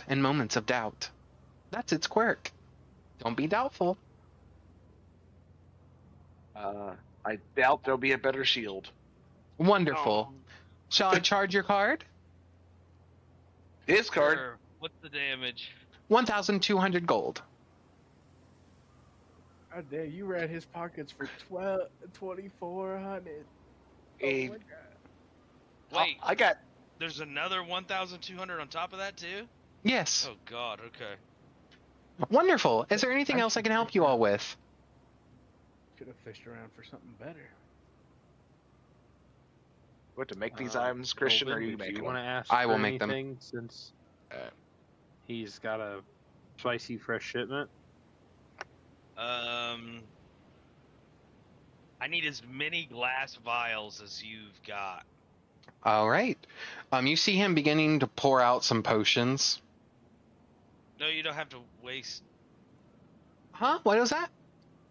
You don't have to waste any potions. Just if you have any empty vials. Okay. You see him begin to drink the potions. Oh god. Okay. He drinks about 7 and says, "I can do about 7. My stomach's full now." Okay. How much for the 7 vials? 3 gold. Okay. Anything else? We have a new gemstone. I know you asked me about them. Oh shit! Okay. What's I this one forgot look like? we asked him about stuff too. This is a bloodstone gem. I probably better get that. Okay. We also have an amethyst. I believe you were interested in that, sir? And he points to you, Xerix. I'll I'm take I'm it. pretty sure you asked about just like a normal amethyst. I did, yeah. Here you go. It fits in the palm of your hand. A big amethyst. Yeah. Your bloodstone gem is the size of your hand. Good lord. What does the bloodstone gem do as I identify it? It is just a bloodstone gem. It doesn't seem Okay. to do anything. How much for those? That will be a total for both 300 gold. Okay. The spot on my notebook is going to be wore out from changing this number so many times. You might as well just start a fucking addition problem, brother. Is there anything else I can help you with? Are you looking for anything else at all? The only other thing I think you can help us with is letting us hang out here for just a little bit longer so I can do something. Okay.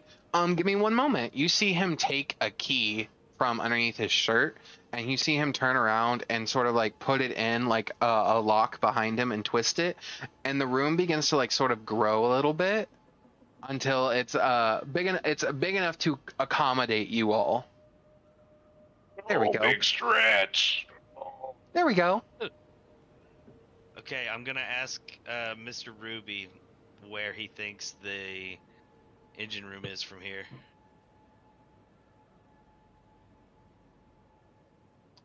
You're gonna hear him say, Follow the sewage pipes. They'll lead you down to the water reservoir. Okay, can you point out the sewage pipes to me? Yeah. A little red dot just starts to glow. Zoop, zoop, zoop. Is it big enough for Breel to go down? It will be extremely tight, but he can attempt to do it. Unless you have a way to make him smaller. Butter me up and shove me in. Just spit on him. No. We do have potions of reduced size. If you're interested in buying those. Your spooky crystal voice trying to sell us potions right now. Oh no. my bad. We do have potions of reduced size if you're interested. Comes with a free bottle. Hey, I like the way Yeah. you think. All Give of the the man a potions, potion. all the potions you have bought come with free bottles. Yeah, You got a hell of a deal there, I brother. got a hell of a deal. I don't even Um, feel like I spent money. You have currently spent a total of 32,000 gold. Yeah, I know. Okay. Uh, He hands you a box with 5 vials of reduce. So it's the enlarge and reduce spell, but they all do reduce. okay. Did I take all of them? You are No, no, wise just enough to one. know not to take all of them. I refuse to play this game with you. Don't even.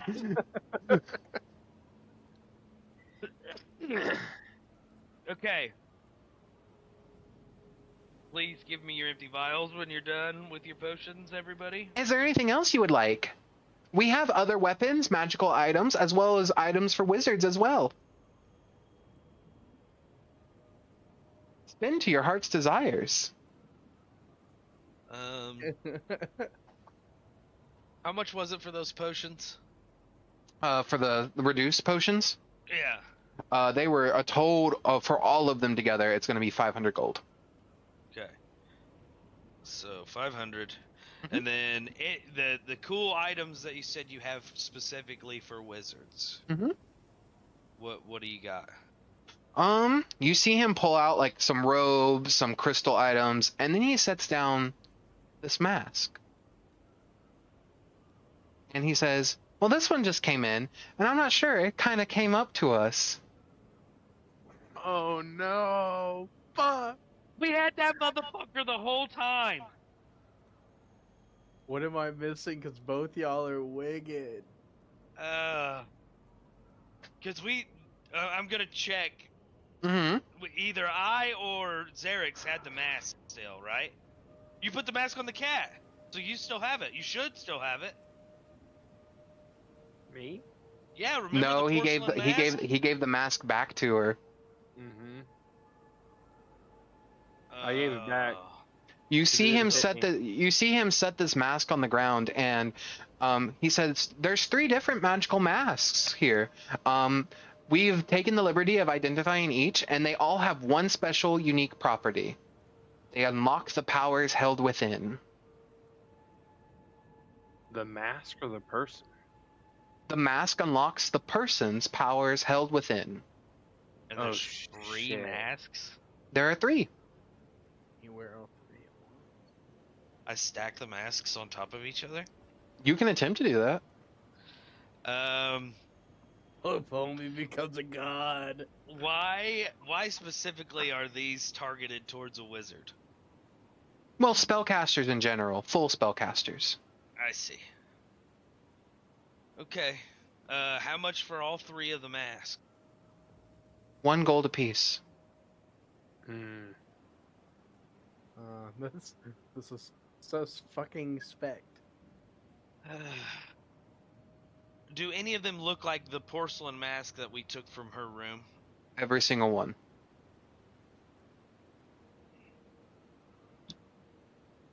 Okay. I'll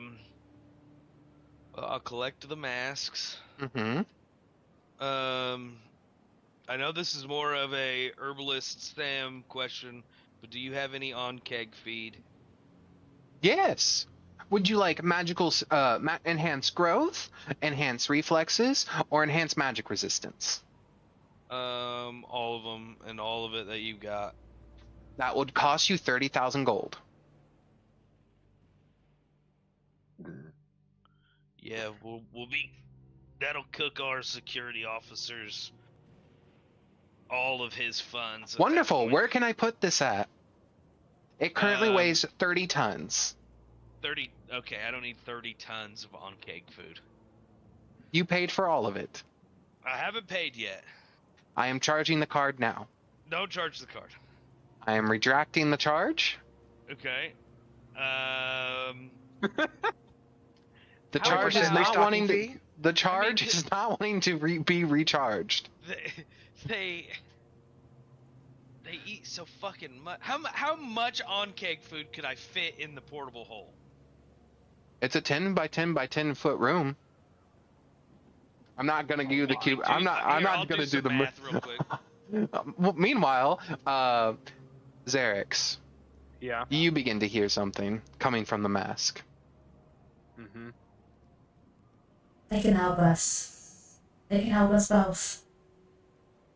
I know you're scared of things here, and you have the right to be. But please, be my oracle. See through thy eyes. Is there a specific one that's like reaching out to me of the 3, or just As you look kinda down, you see. implying the pile? As you look down, you see one that Elben is sort of holding, close to him, begins to have stars on it. I'm gonna kind of reach over and just grab that one and pat Elben on his shoulder. Okay, you do that. Elben is currently I don't doing feel math like right now. Argue with me too much, even if he wasn't doing math. While he's doing his math, I might be interested in any big 2-handed weapons you have too. Wonderful, 2-handed weapons.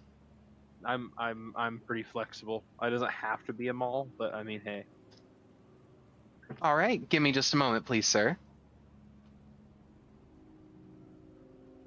Weapon masteries are so flexible now. Impact weapon is OP now. I wanted those fucking knuckles, but I don't have anything for knuckles.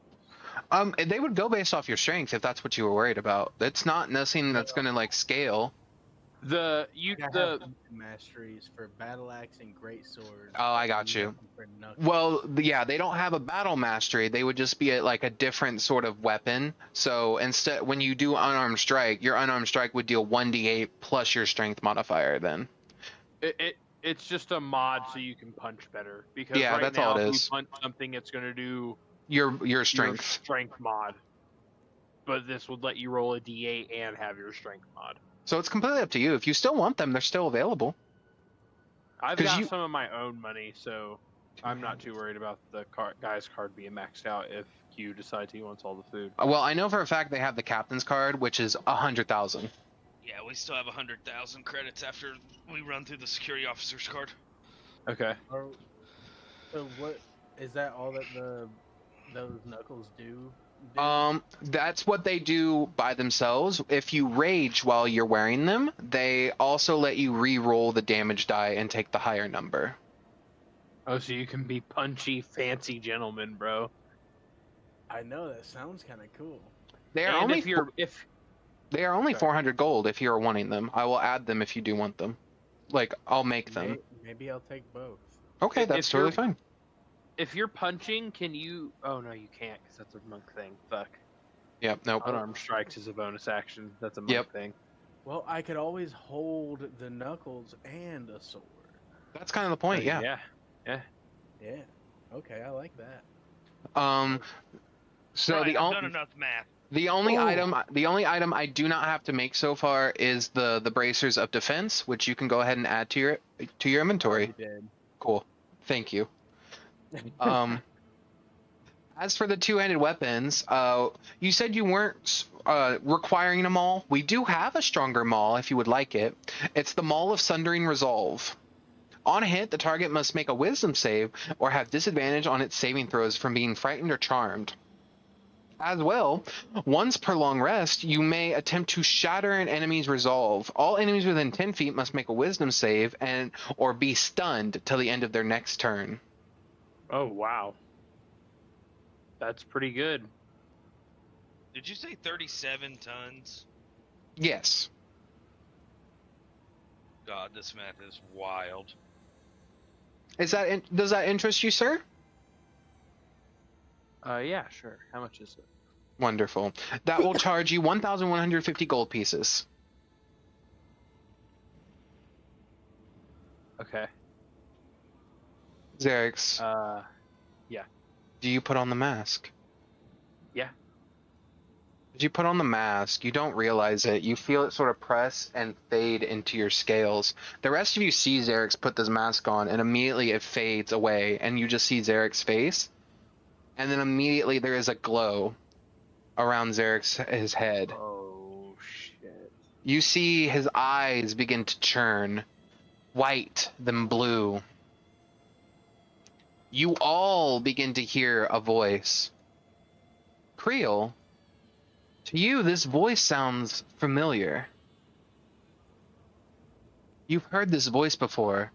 It's called to you in the dark when you are alone. But you all begin to hear, My oracle has arrived. We are here in remembrance of my oracle. For the great powers at be, you will see through it all. Shit. if you check Everyone heard that?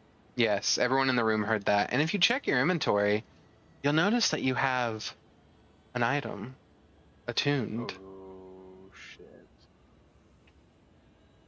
We are 15,000% cooked, gentlemen.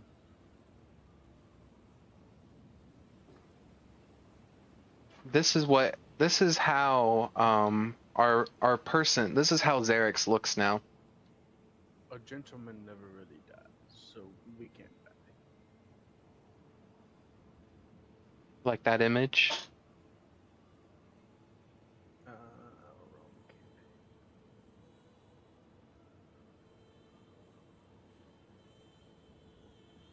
Still not the strangest thing I've seen in here. Oh, hell yeah.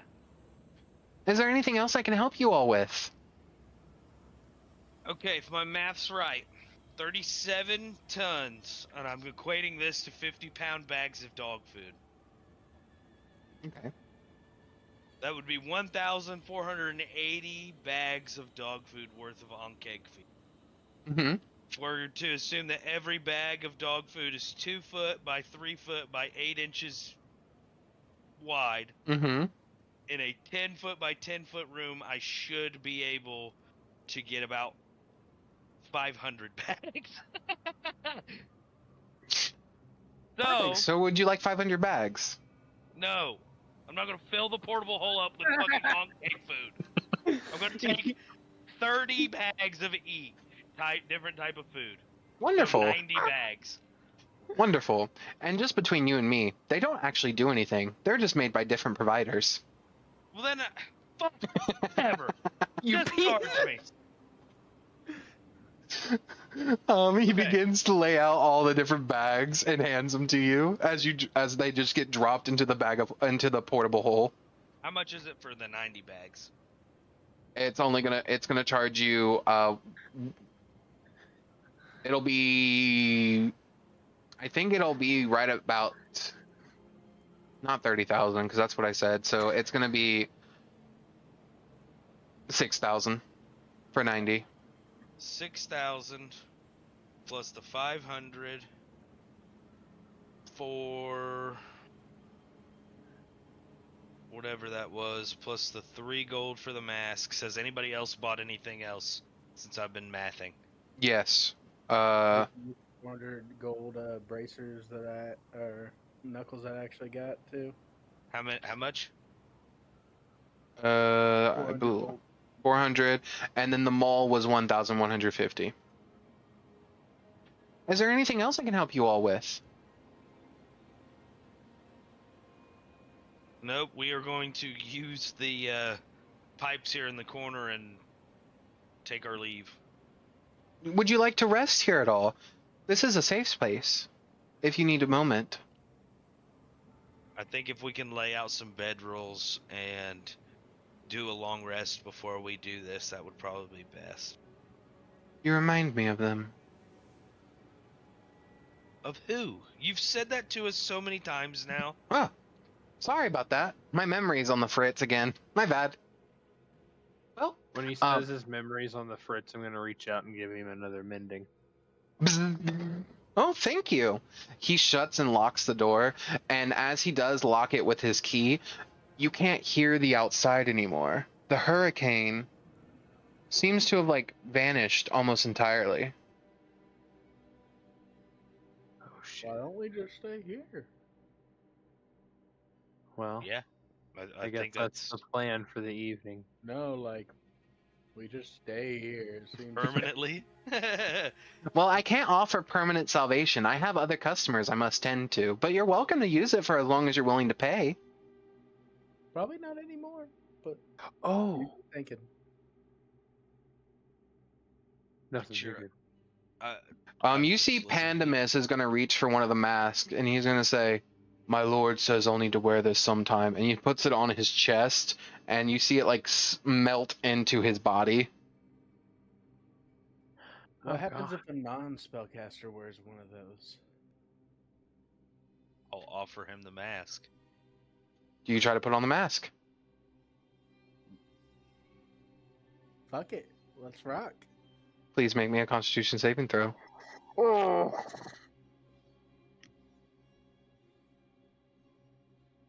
25. 25, perfect. You are not killed outright. You are only dropped to 1 HP, because you are not a spellcaster at all. Well, I'll hand it back and say, it hurts if you're not a spellcaster. Okay. You immediately see the little robot come over to you and say, "Oh dear, you took serious damage. Here, drink this." And he hands you a potion of Supreme to use for free. Okay. I was gonna say, you better start taking my card off file if we're doing shit like that. It has been charged. Alright, I'll chug that and then hand the empty bottle to You can charge me for the vial if you want. No, that'd be silly. I charged you for the liquid though. I'll put. Well, I'm gonna rest before I put the mask on. I have to also talk to Ruby Man and all that. 1 second. You're muted, Dylan. The Ruby Man also promised me some information about my patron if we won that fight. Mm-hmm. Oh yeah. Right before. There is a sentient being within this gym who's been helping us along. So, All right. So you wish to talk to him? yeah. Roland, when you get the, or sorry, Ronald, when you get the chance, please check your messages. I'm checking. Okay.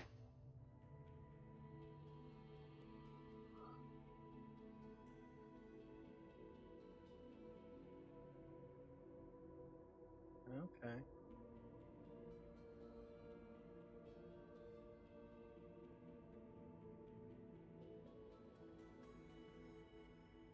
Liddy. Okay.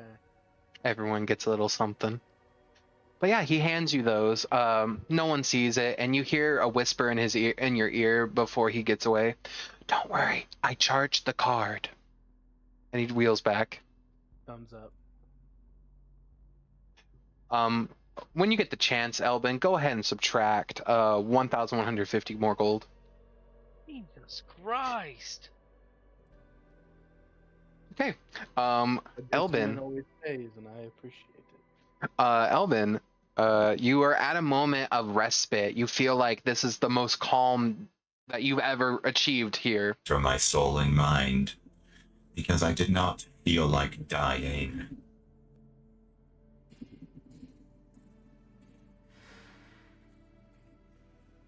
Okay, did you put yourself in the crystal, or were you forced into the crystal? It was part mistake, part happy accident. My body perished for me. May I ask a question to you? And we're not following the same rules as those crazy people out in the boonies. No, yeah, I think we can just freely ask each other questions. Perfect. Before I was connected to you, you had stated that you have heard about the Dreamer, Watcher, and the Forsaken before. What exactly were you given about? Just ramblings from people on my ship. I mean, people I guess that I thought were my crewmates, but turned out to be other things, or maybe they were my crewmates. One point turned. Well, I will tell you this. The Dreamer, the Watcher, and the Forsaken were all gods, but not in the normal sense. They were meant to govern ancient cities. They were beautiful, immaculate. He sent you a vision of what one of these cities looked like during his time, and if you look in the chat, you'll see something like this.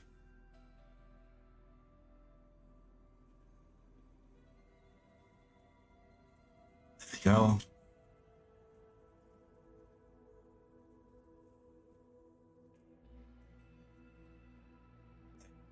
It is right.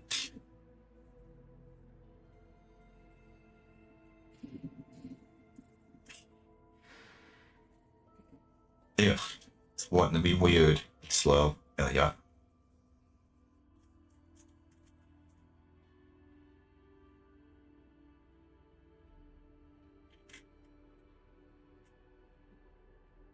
You see this?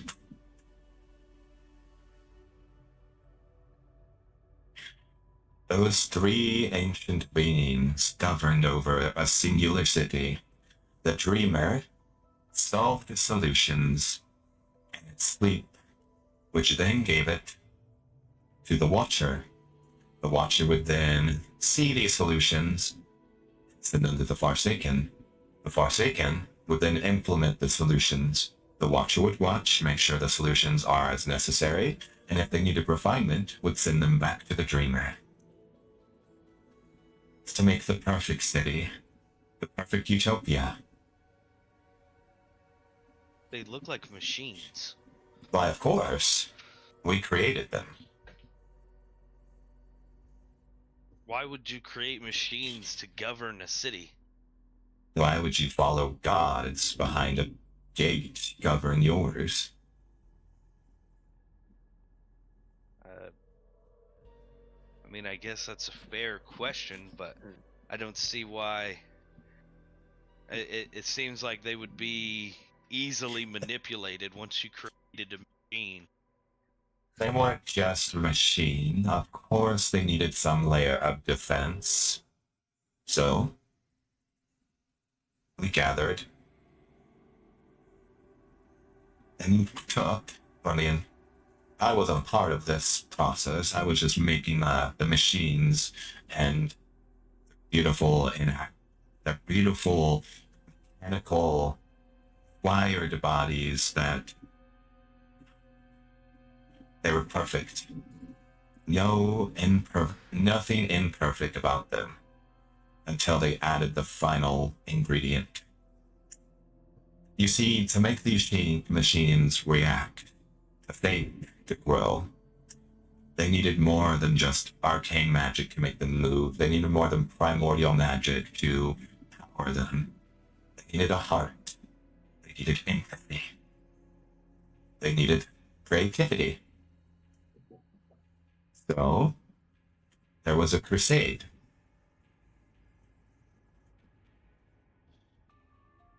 The crusade. Gods were killed and implanted into the machines, housing their bodies. So you built machines and then used the essence of gods to power said machines, and didn't think that some kind of crazy cult with lug creatures crawling out of the tops of their heads and everything was gonna happen when you did something? To be fair, that didn't happen until after they fell. The gods, turns out, when you separate them from their domains, the magic goes a bit wonky when we try to force them into other domains that they don't fit in. I'm not a cleric, I'm not a priest, I had no idea about any of this, and so I could not advise the others, but I found out about it, and their magic started to change, corrupt, break down. The last thing I remember before I fell into here is what the gods began to look at as the days of the end happened.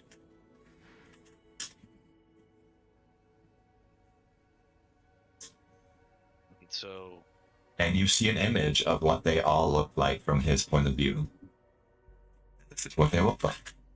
You see grotesque-looking beings that seem to float over cities, gargantuan in size. One looks rotted. One looks like it has augmented itself to the nth degree.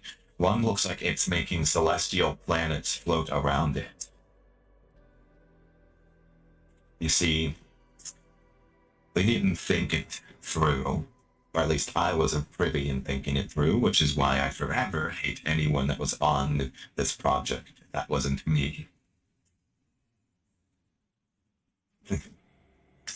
But, can't be changed now. Too late for that. So I'm assuming the dreamer that they're waking up is the old dream engine. Which necessarily wouldn't be a bad thing, but it's not. If they haven't fixed the issues with it, it definitely won't be helpful.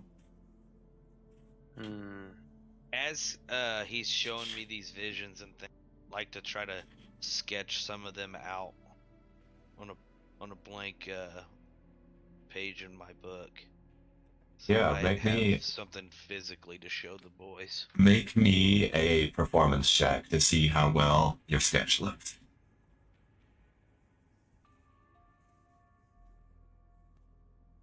Never mind. There's just black smudges. You did your best. That's what I matters. absolutely did.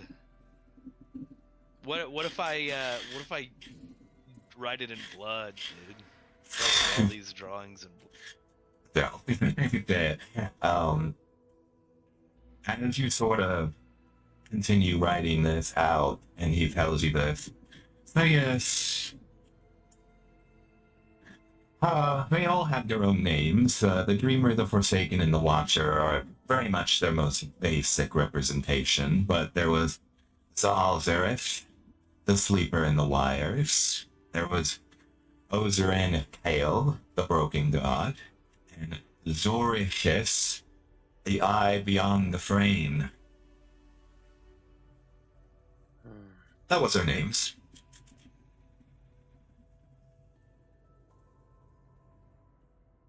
Did you name them, or did they pick their names once you imbued that godly essence? The leader of the city named them. I only helped build the machines. Once I built the machines, I wanted to leave. But as soon as the machines got turned on, all planar travel ceased.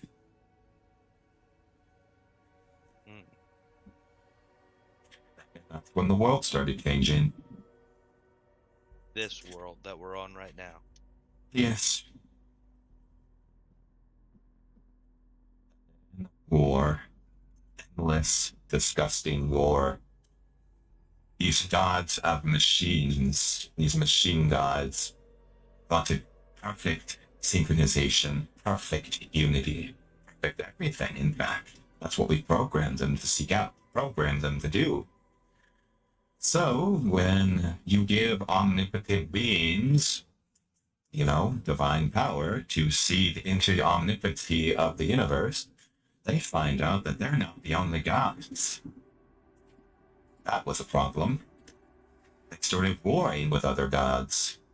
Caused the divine god war. Many things happened, and the world was left in shambles. We're not sure exactly what happened, but there was some force used that mutated hundreds of thousands of people into weird, based off your mind, illicit creatures. For the first time, the machines could not control them. They were connected to each other like a hive.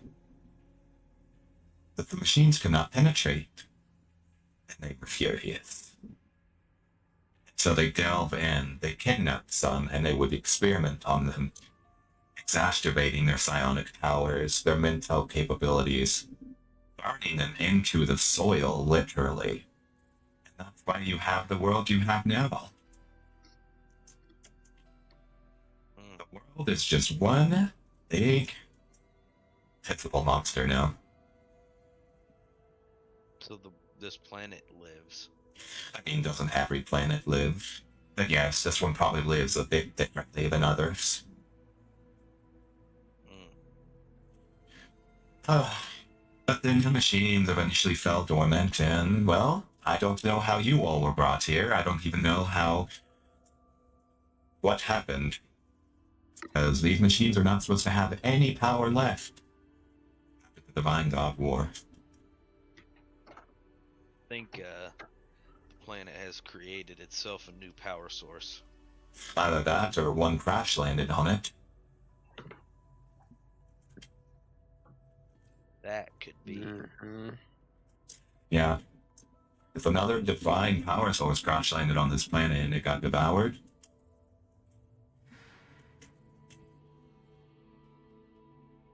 All right, I think that's all the questions I have for him. Wonderful.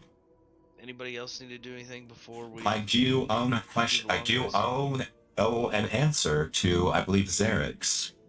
Oh. Shall I put him on? Is that okay? Speakerphone mode. No, direct connection. Sorry, Elben. You're not hearing this. Oh, shit. I don't know how I feel about not being let in. Would you like to hear it? Are you jealous? It's not jealousy. It's that you're literally using my body as a conduit. The partners are equals. Whatever. You hear in your head, Zarius. I believe I owe you a question. Yeah. Or an answer to a question, I do apologize. Rough day. Nearly died again because sucking someone. Yeah, you know, it happens to the best of us, but Not me. Anyway, The literal stone. you were wanting to know about your patron. I mean, you had said you had some information. Yes. Your patron was the only god that saved the realm that we are in. Somehow, the creatures that existed looked upon her with fealty and with sadness, almost as if we caused her pain. Don't know her. Don't know how these creatures felt they knew her. But they all stopped, and she put them to sleep. Eternal and forever. They don't know why she appeared that day. She said she wasn't from the time that she entered in when she appeared here. She's from someplace else, far into the future. And she shouldn't have been brought back here, but fate had other plans when she was created. She called herself Then Sarah the Shattered Star.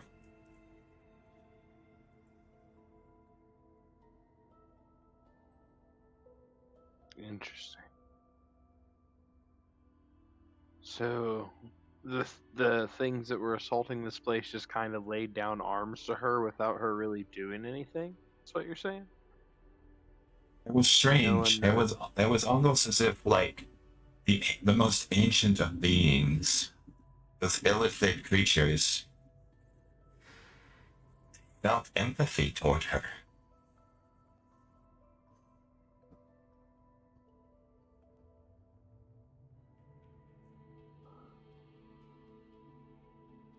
Okay. And they all went to sleep. But, like with anything, task gets overlooked, times change, endless chaos, mining, human intervention. Eventually, things get woken up like an alarm clock. Well, that's what we have here. Okay. Well, I appreciate this information. You also said you could show us how to shield our minds a bit, so it was a little safer to communicate amongst ourselves telepathically. Yes. That is getting very difficult with the Dreamer awake. I am powerful, but I'm not more powerful than a god. Let's put that very clearly. We have a lot of spellcasters here. Maybe we could work together. Sure, I will help you. You might need to get some rest now. Seems like you guys might not have many opportunities like this. You're not wrong.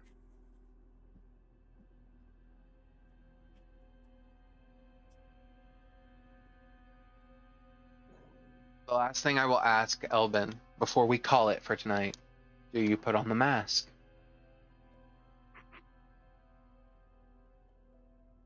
Sure. If you put on the mask, it begins to fade into your skin. But then something appears around your mouth and your nose, and it's hard to breathe. But it's cleaner to breathe. As you breathe in, you don't feel the toxicity of the world around you.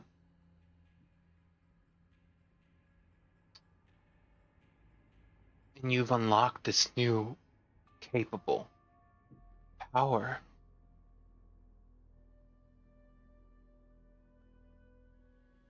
We're super good. If you would like to refresh your character sheet, you will now see you now have the Sanguine Rebreather.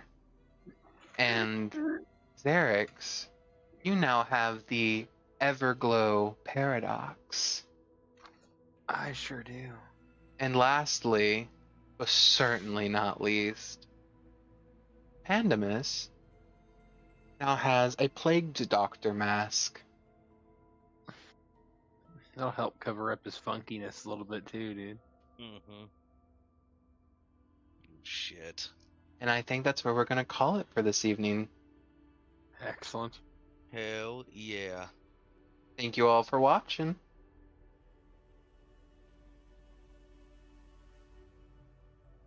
Gaggins Cole? Thanks for playing, boys. Yeah. Thank you all for watching. As always, don't forget to like, comment, and subscribe, and we'll see you all next time when we play some more Dungeons & Dragons.